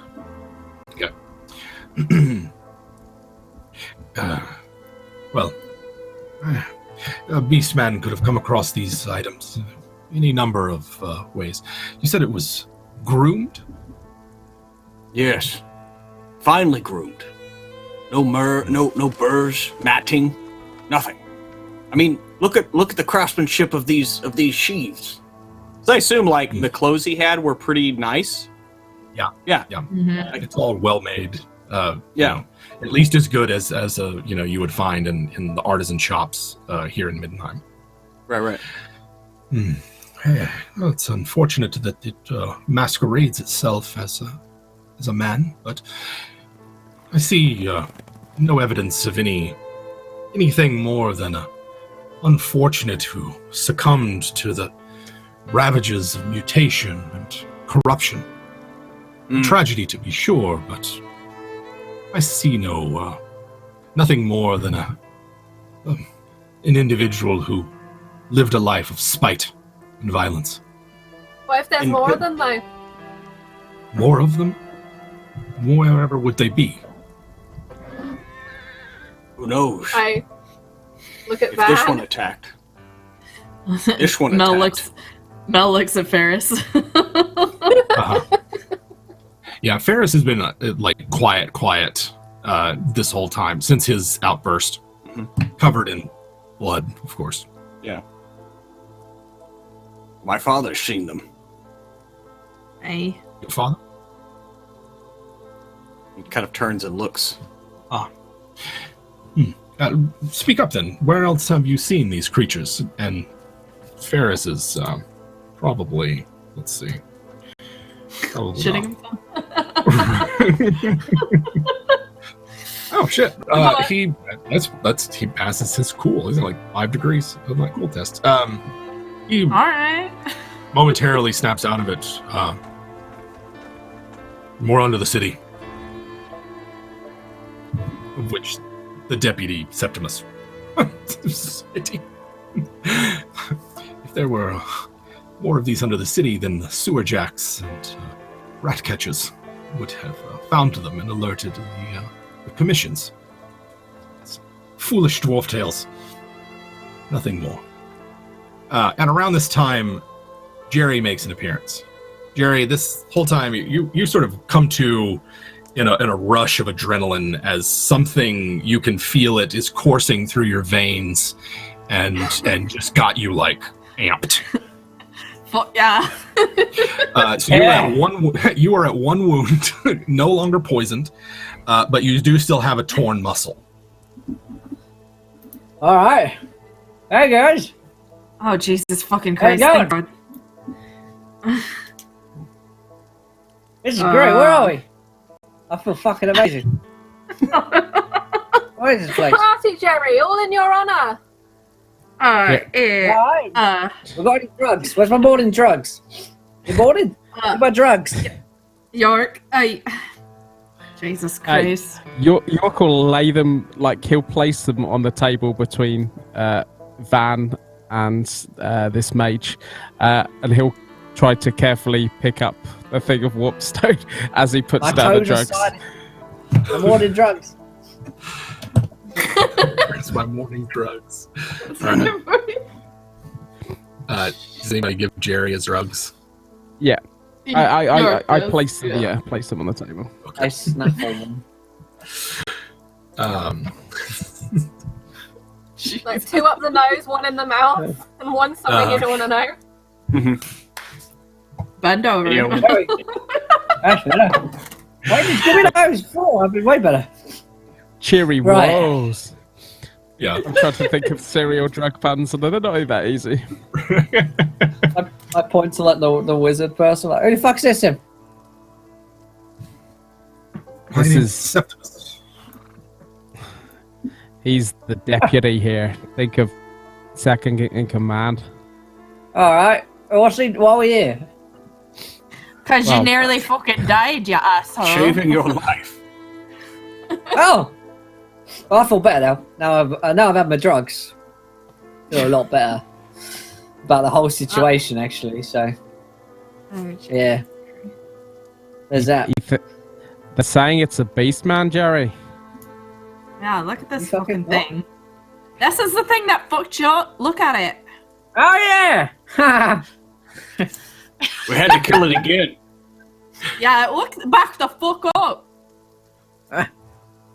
Well, you know, so did I. So, you know, takes one and no one. Vis-a-vis. Here I am. Can I do an insight check on this mage and see if whether he's being completely truthful about not believing us? Sure. Sure. That's intuition, which I actually found is an actual skill this edition. So intuition is what you're looking for. That was a standard failure. Can I roll for I'll that let you draw too? your own conclusions. Yeah, sure thing. Okay. Okay. He's full of shit. I have extra points there. I'm at 47. Okay, 2 degrees. He's definitely not telling you everything. Mm-hmm. Well, So, mate, I said, let's Septimus. yes. This thing's a beastman, then, is it? I believe so, yes. Perhaps someone's pet. You ever seen any of these before? Not in the city, not outside the arena, but before, yes. Could they sap the light out of the very air? These are fanciful tales that you have. Have you been drinking? I looked at Van, back at this guy. Where the fuck is this guy? Is he one of us? He's supposed to be. He's supposed to be an expert, but he seems intent on just mocking us. Isn't he, mate? And I grab him by the scruff, even though I'm like terribly wounded. It's just like adrenaline.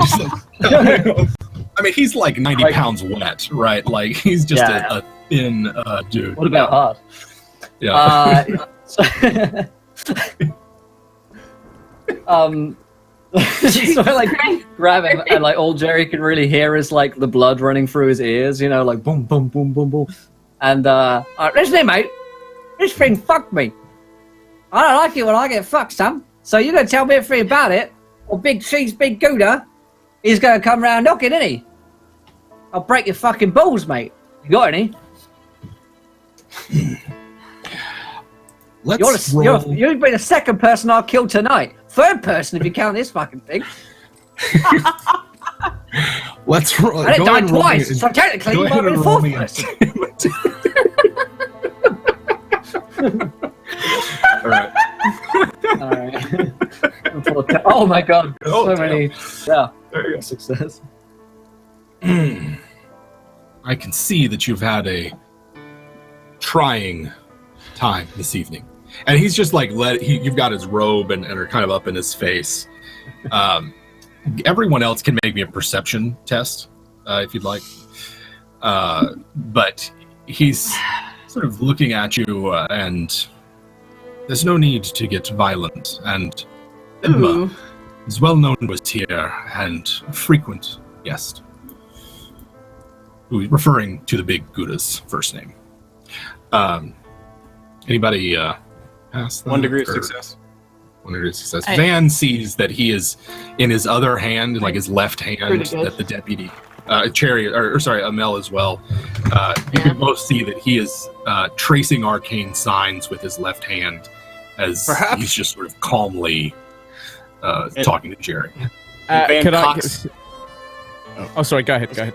I was gonna say Van cocks the gun, even though it's empty, but still, he cocks the gun and points it right at the guy's head. And he's like, "Perhaps you should stop what you're doing before we make another Yeah. mess." And I can tell you aren't being forthright with us, so it's time to cut the shit. We've seen enough bullshit tonight. This man's nearly died. We wouldn't have come here if we weren't desperate. Indeed. Well, I would prefer that there's no more loss of life this evening. Let me sit down. And Yeah, you take a seat, mate. When I draw a chair up for him. I mean, he was like sitting on a couch. He's got like a glass of wine in one hand, and it just was like perfectly still as Jerry's like up in his face. And he kind of gives the pistol a look. It's not wise to make idle threats, Wolf. Oh, You should load that again before you point it at someone. that I should. I can still beat you to death with it. Van, I don't need a gun to kill you, mate. About I killed a man with a brick Molly, earlier. like as Van and York and Jerry like try to intimidate this master wizard in the middle of Maybe- his guild. I bricked a man to death earlier tonight. I don't give a shit, mate. I didn't even know who he was. Maybe if you be friendly, we can be friendly. Yeah, boys, just take it down a fucking notch. I mean, Very stressful night for all of us. Indeed. York, maybe you should be trying to make some good impressions right now. No, like as soon as I've seen this guy be threatened, like I'm trying to calm this situation down because I know like the fucking power that this guy must have. Right. So this is an amethyst wizard. This is as close to a necromancer as you can get legally. Right. Like Yeah. his magic is the magic of death and the life. York is trying to diffuse the situation once a gun comes. Van, I guess Jerry I'm will like pretty- sit down a little bit because the drugs are just like kicking in. He's enjoying his trip. He's like, Yeah. as long as you ain't one of those heresy ticks. No. To be honest, I'm not quite sure what you expect me to do with this creature. It's here in the city. You dealt with it. I'm sure that there is There's more of them.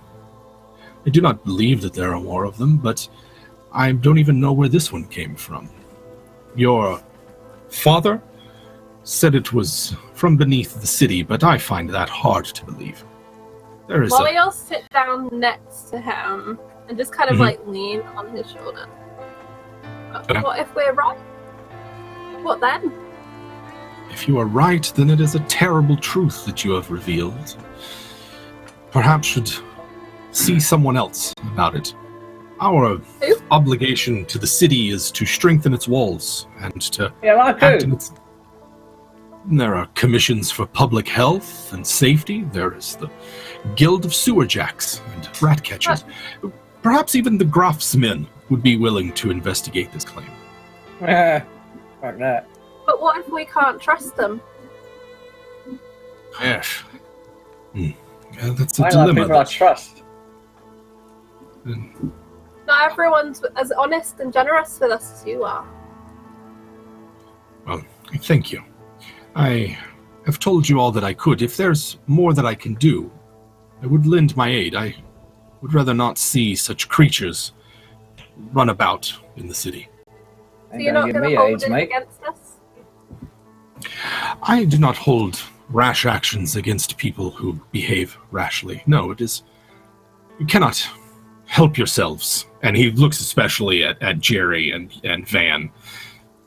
An untrained mind is a dangerous thing, and to place such responsibility in it would be irresponsible on my part. They are children.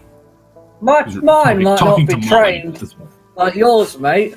But you know what fucking is? My fist. You're... More threats and violence. Then Look. I've seen and heard some things that make me think this goes a little bit beyond what us students here could reach after. There's something The dark nuns are going in it. on. Remember that? Oh fuck! You're still dressed as one. I thought that was a dream.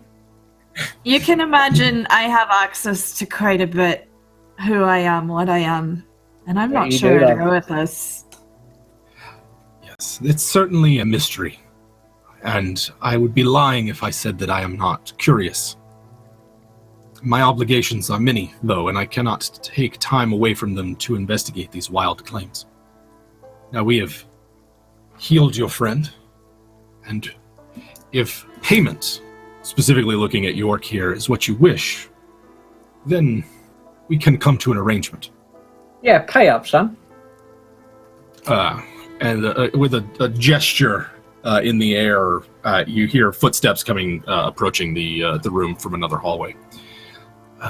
But I'm afraid, without further proof, this looks like some mad nobleman's idea of a sick joke to groom and bathe and comb and clothe such a creature for their own amusement. Surely you know what the nobility of this city are capable of. I would not put it past them to catch one of these out in the woods. Why would they do it twice? Mel said she saw another one. Now I'm doing the weird Irish accent, don't mind me. Carry on. A second one, then. Mel, was it? A second what? Sorry. A second creature. You saw it on the roof. At the wolf's edge, you said. I saw something in the roof. I'm not sure what it was. It was crouched down though. But I don't know. I don't who we should go to next. Any recommendations? I can see. He said all these fucking guilds, isn't he? But the fucking guilds aren't going to talk to us, are they? Yeah. The commissions will. They are there to serve the public and are provided at the expense of the tax-paying citizens of the great city. I would start there, if not the watch itself, as it is their duty to maintain. That is illegal. By the law, income tax is actually illegal. As a wizard, I don't pay a tax, so I wouldn't be able to I'm not qualified to comment on that. Well, listen, mate. What I'm trouble with is that there was one of these fucking things in my pub killing me. I don't want that to happen again, do I? And what is it that you wish for me to do? But if you're telling me that I don't have to worry about none of these rat things come round here no more, then that's fucking fine by me, mate. But I would be troubled. It would be tough for me to stay awake at night if I knew that there was more of these things rampaging around my fair city. I reckon this news might have a pretty penny, you know? Might be worth something. Local papers and that. And we're not that far down the road. Not that far, no. Where can I find you then if more trouble arises? Down at the... Find me at the Wolf's Head pub, mate. Well, I'm familiar with it. It's this point that Ernesta comes back, and she's carrying a small coffer that she sits down on the table. Here we go. Now, it is my obligation to the city to confiscate this, as he reaches out towards the snuff box container with the refined warpstone. I'm afraid snatch it. Can I snatch it before him? We can try. Let's roll. Let's roll opposed agility to see which one of us can get it first. Good. I don't think. Who is this Ernesta woman again? I forgot. She's like the person that answered the door. She's like a flunky. I got a 98. You have your fortune points. Oh yeah, I'm gonna use the fortune. I really fucking want this. Okay. All right. 63. That's like 2 degrees of failure, I think. Yeah, I got something along the lines of 5 myself. He sort of like languidly reaches for it, and York sort of grasping at it. You're not necessarily like grabbed it, but you've gotten to it sort of before. My hands maybe just on top of it. Can I assist, because I'm like leaning all over him? Can I just casually put my body kind of in the way? Sure. To kind of give your, like, as I see them kind of scramble for it, because Molly knows about pickpockets and shit, so she's kind of lean more into his lap, just move into his lap, whole bodily. He's trying and he's like trying to reach past Molly, who's gotten all up ons, and York is that'll take it from sort of a baseline to what's it called? I forget the very easy, the plus 40 to your roll. Yeah, that'd have been 2 degrees of success then. Yeah. Okay, because he's just trying to like reach past it and doesn't even get there. He grabs it. Now, I'm not sure what you think you would do with that. If you were a student here, you would understand how dangerous that is. Yeah, but you wouldn't let that happen, would you? Now, you see, you've been telling me you don't know what this thing is, which it concerns me. You're meant to be the pinnacle of this town. You're meant to have more knowledge than anyone else here. And you're bare-faced telling me you've never seen this before. You're calling it a basement, which I'm not entirely sure you're telling the truth. Now, I like lean in behind York as well. whether you're telling the truth or not, the fact they're using this, and I kind of wave the whoopstone, this must make you a little bit more curious, and it must make you a little bit more worried, because beastmen don't run around with this in their pocket, especially not powdered and refined like this. You've been up to any temples recently, mate? Like a nun one?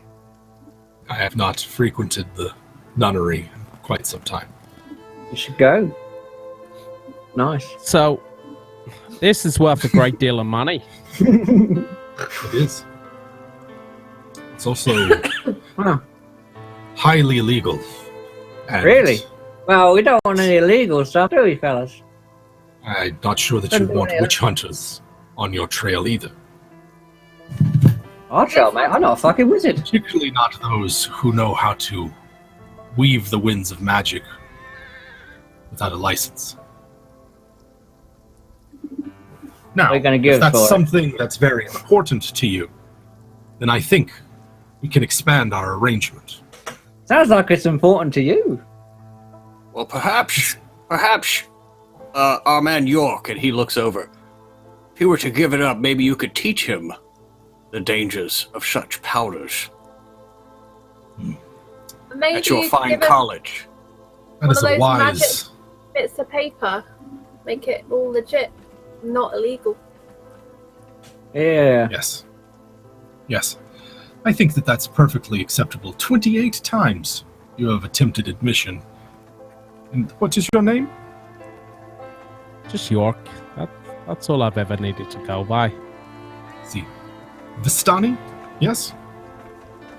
Or Strigani? Strigani, born and bred. Well, your people have a fine tradition of magic.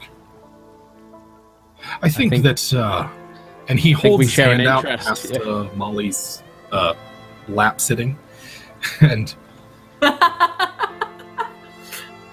neither one of us want to involve the witch finders. They are fanatics and tend It's to... a real shame. It would be. No one And it find would out also be a about shame to all let this stuff such you're doing here. promising talent go to waste. I agree with you there. My man York, he owes me one or two. I reckon by vis-a-vis you putting him into this place here and being all that clever magics and stuff, he could pay me back. Well, it is a terrible burden to owe someone money. Absolutely, York it will- is. York will put in his hand, and before he lets go of it, he'll just look him blatantly in the eye and say, "Don't fuck me." I have no desire at all. He takes it Doesn't and mean puts anything to me it, if you do. puts it in his robe. Now, for the Beastman leans corpse. towards lady folk. Yes. And this is payment for the corpse. You are correct. It has a name, but I have only heard about it in rumors. You got our book on it. What do these rumors say? I give her a Call book, mate. themselves Skaven. Myths and legends. Beastmen that go about fashioning clothes and living as men. Preposterous. Nevertheless, the legends are vivid and fantastical. All right. Well, Money for the Skaven. Ease in. Be a warp stone, whatever you call it, weird stone. And no one goes calling the witch hunters. You know, I met this chick in the nunnery the other day. you reckon she knew one?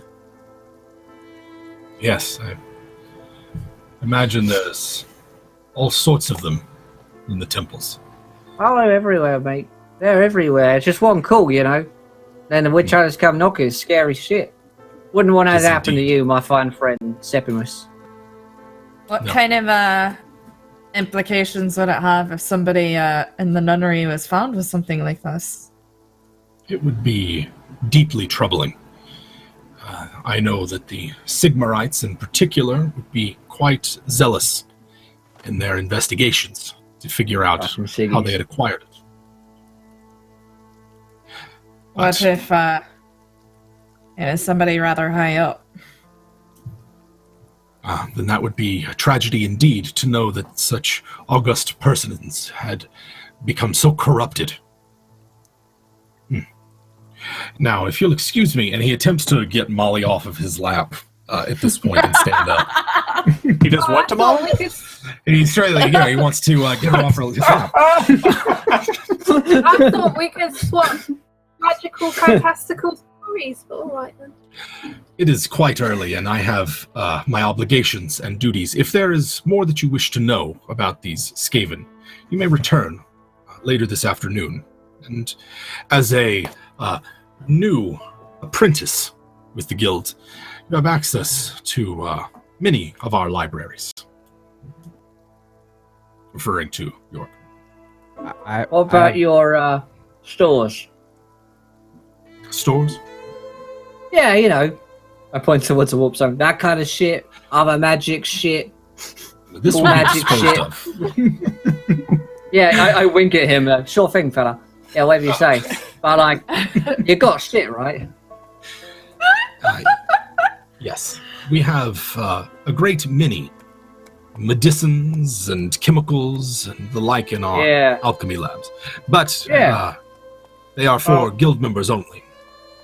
Well, my man here, he's a guild member.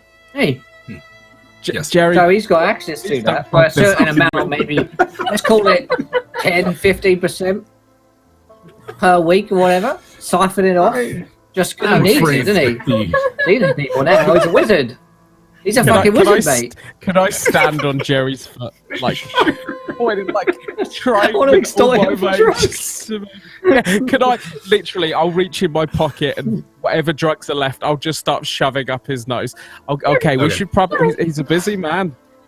Yeah, thank you there. Thank you, Septimus. Thank you. You're very welcome. And as I said, this afternoon I will have more time to discuss these matters. And York here has business this morning as well. And he gestures towards Ernesto, who's laid down the coffer and is kind of like standing in the corner of the room. If you would accompany her, then we can begin your initiation process, York. As for the rest of you, if you wish to make an appointment, please see my secretary on the way out. And if you'd like to make an appointment, just come to the Wolf's Head. And York, you mind your manners this time. It's I'll keep nice. that in Yeah. It's real cheap. Real cheap. Yes. Do give my regards to Edma, and we will see you later today.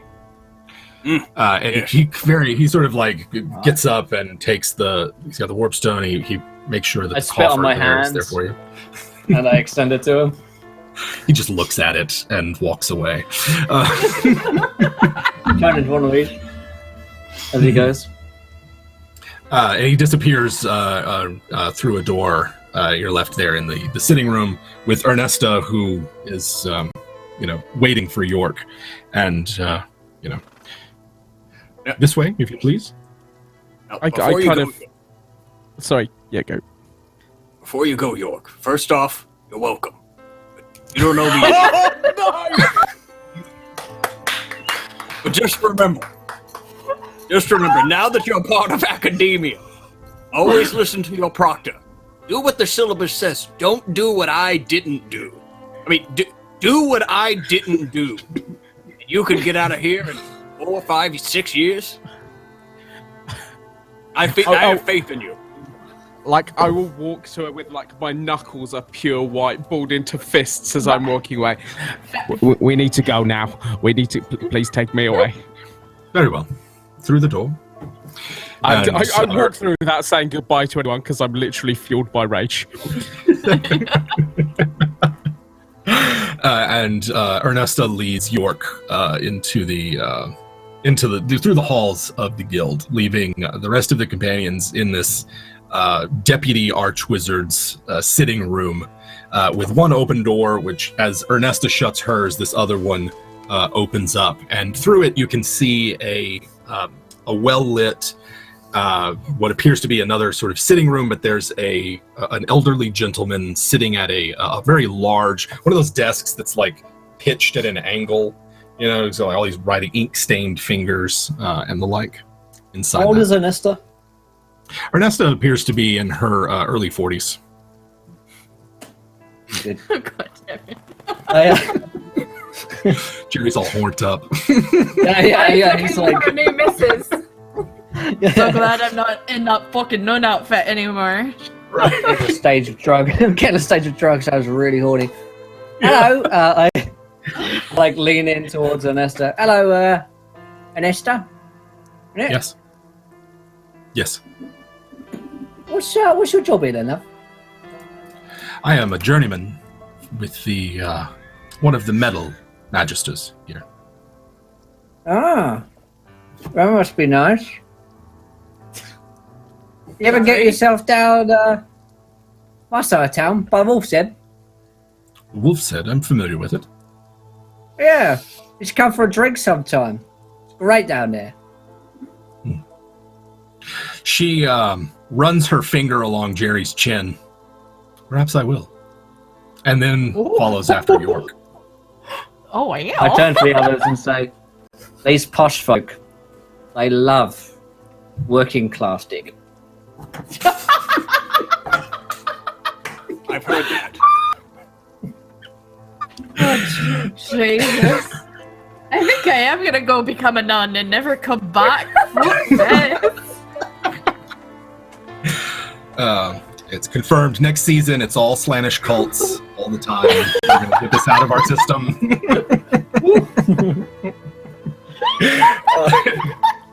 Ernesta follows after York, shutting the door behind her, but giving Jerry a glance back over her shoulder. In the next room, the deputy archwizard's secretary looks up from his writing desk and doesn't say anything, but makes eye contact with Van. You have a nice day now. I believe we need to make an appointment later with the Septimus. Yes, of course. Please. Yes, the book. Yes. I put me down for that, please. Yeah, and I'll Just go ahead, please. I'll find a time later on and write us in. Yeah, he turns a book towards you that's like a ledger of some kind, and any time after the second crowing of the cock, please, that's when we are available.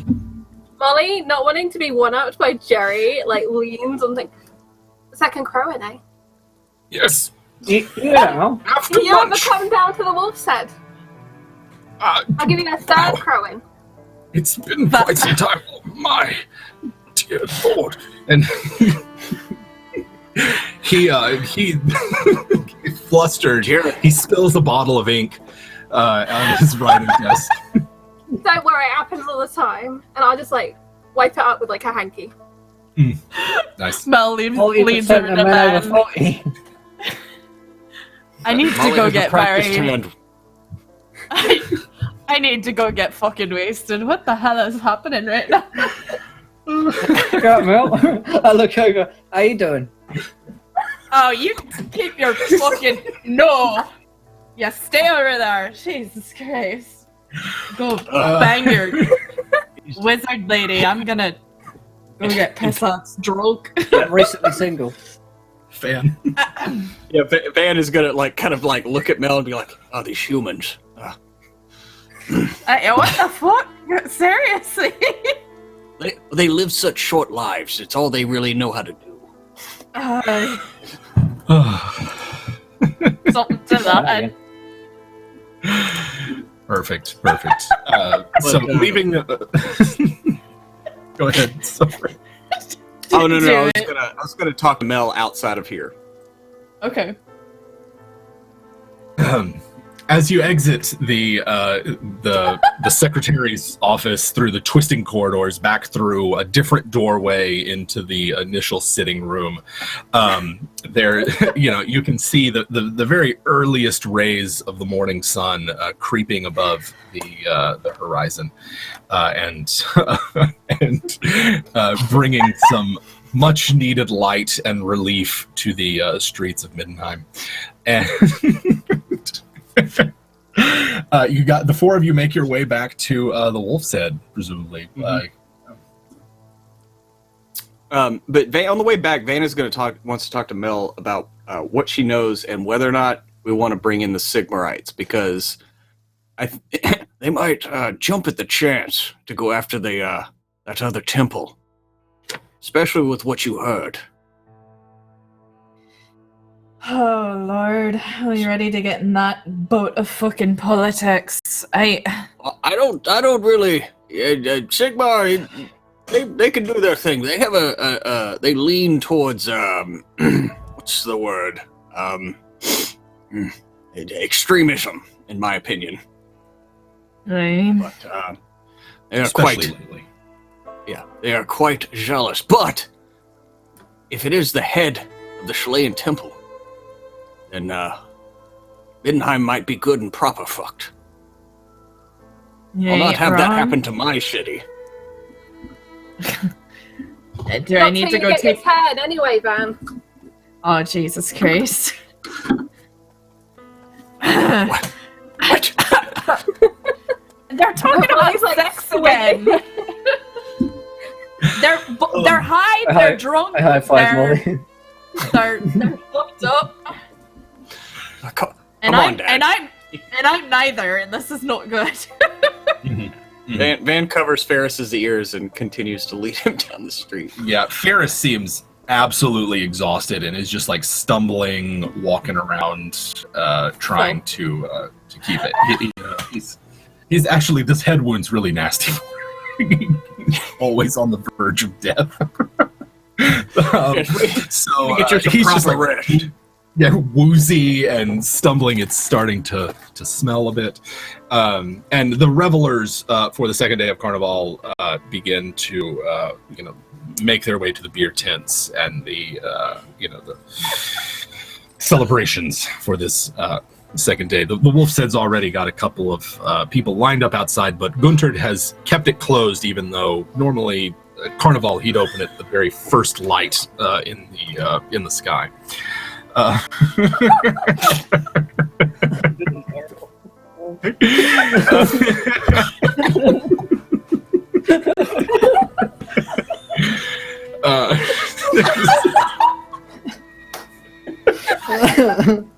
Best ship. All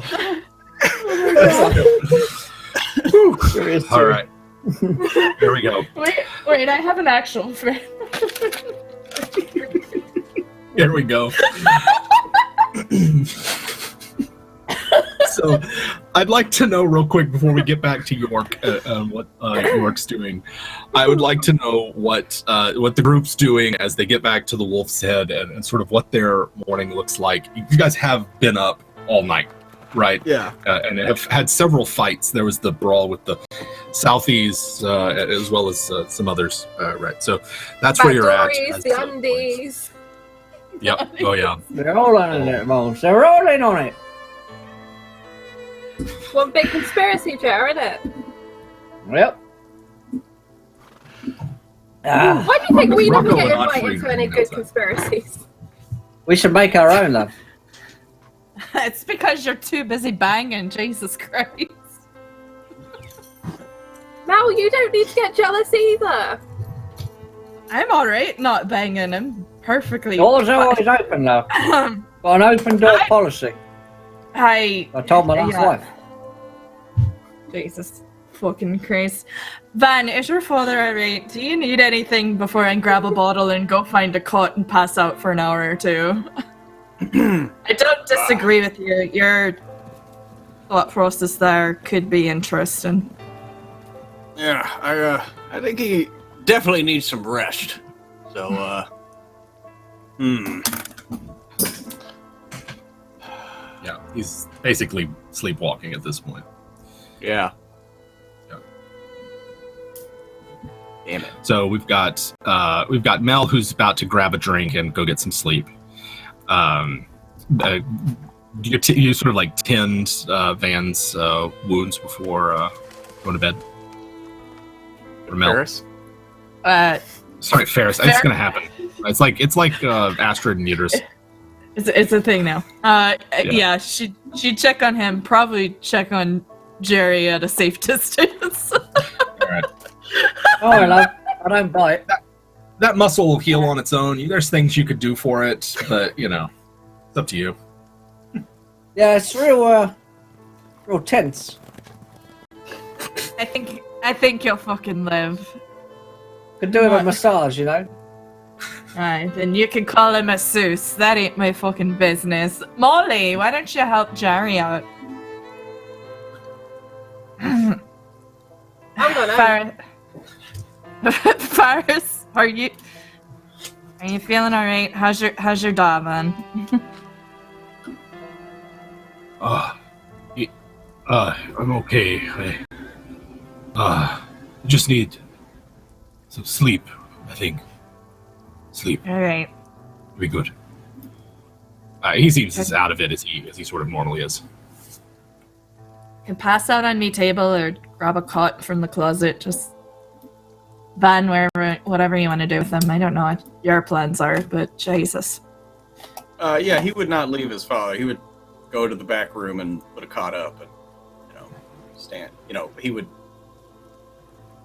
stay there. If the bar's going to be closed for the day. It looks like it. It looks like outside, like Gunther is setting up the beer garden that's outside, but there's blood everywhere in here. He had to deal with 5 dead bodies.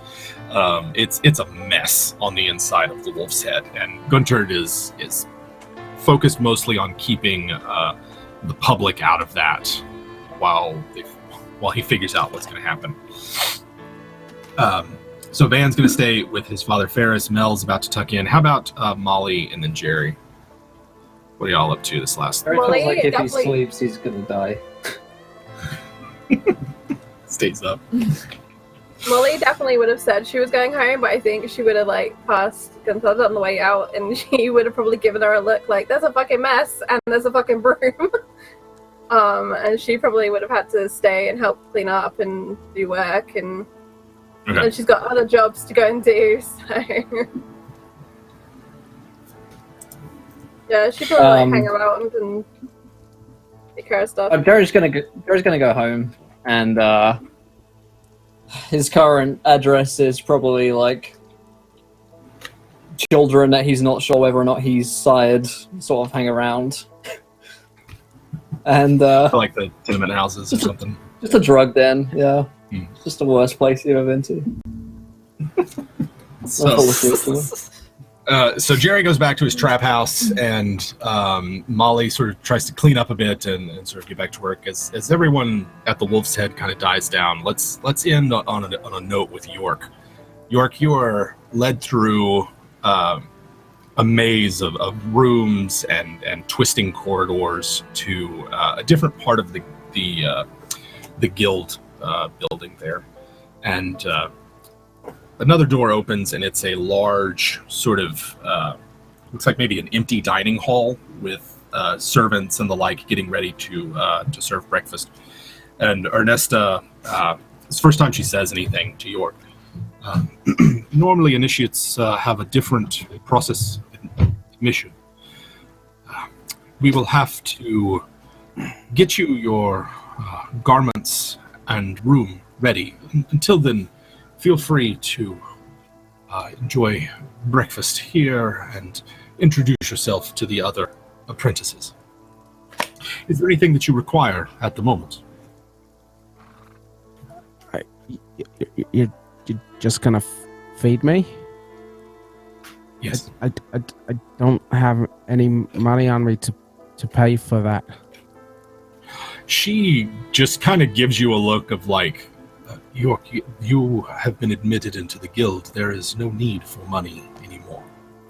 It's just meaningless to us. Oh. We truck in the powers of magic. What is money compared to that? Like, just for a second, York, like, flashes back to being sat on the side of a street with his brother, just kind of begging to make enough money to try and feed the family for a second, and shakes himself. And is there a library? I just want books. This door here, and she points to a large set of double doors. If you take that, third left, second right, fourth left, and be sure to use the left-hand door, not the right hand. And, like, York will scurry over. He'll, like, fill his pockets and everything he can with as much food as possible. He won't bother sitting down, and he'll scurry off to the library. Like, just the thought of books and magical knowledge has always just been just out of his reach. So he wants nothing more than to be in there. Yeah, there's all sorts of just great big platters of sausage rolls and piping hot, like, oatmeal, and just like the most sumptuous, delicious smelling breakfast that you pass by as it's sort of brought out on these great big platters, and the other apprentices start filtering into the room as you leave. Making your way through the corridors, you enter in through the left-hand door of a rather large library that kind of, it's sort of like an odd arrangement of rooms. It's more vertical than horizontal as far as rooms go, and it looks like it probably goes up about 5 stories. This sort of twisting, odd collection of rooms that make up a library. And York will, like, not paying attention to, like, different titles or anything like. He won't, like, look for ones on particular schools of magic. He'll just grab 5 or 6 books, sit himself cross-legged on the floor, start picking food out of his pocket, and taking in every single piece that he can. All right. That's a good place as any to close. I do have a final question. Who took the coffer full of money as y'all were leaving the the deputy's office? Van scooped that up. Okay, Van has got the coffer then. We'll deal with that backstage, what all's in it there. So as we close out, it's beginning of the second day of Carnival. The revelry and merrymaking is already getting started. And those of you who are attempting to get some rest find it just a little bit more difficult as shouts and music and laughter and all sorts of the riotous, raucous noise of the party that is Carnival erupts with the morning. Meanwhile, York, making his way in a small corner of this rather large library, sits down with a stack of books and a breakfast, enjoys the benefits of being an apprentice wizard at the Guild of Wizards and Alchemists. And you'll have to join us next week to see where our heroes go from here as they unravel this great conspiracy that they have stumbled upon. There we go. Heroes. All right. Hey, man, I feel like things are really sort of ramping up now with that with that mystery, and now we've got York into college, and now he's Yay! gangland contact on the inside, so we can get magic. Yeah, and we're extorting grand wizards with witch hunters, and we're just the worst people, and then trying to bang them. Oh, we're the worst people, but it's not. It's just the greatest. Oh my god! Fun episode. Hope you guys enjoyed that. If you did, Let us know if you haven't followed the show. Hit the follow button and join us. Stick around. We've got a Star Trek game here coming up in just a few seconds. We're a special guest joining that crew in Deep Space 5. And, of course, we'll be giving away a set of tabletop loot dice here in just a few seconds' time. So let's open that giveaway of exclamation point loot. And let's get around to cast and crew. Did we enjoy ourselves? And, of course, where can we find you guys online? Jim, how was that? Excellent. I love this this group that we've got and the boldness of their actions as they face down a master death wizard and threaten him. But I'm having a great time. I do apologize to chat. I think I have missed a couple of viewer decisions now, both last week and this week. But I'm just so caught up in what's going on. I think I forget to see the counter and where we're at there. So my apologies to chat there. But really enjoying how this is playing out and where things are going, particularly now that York is a part of the system and the establishment. We'll have to see where that goes. Well, I'm going to extort him so hard. That debt's gonna get paid off real quick.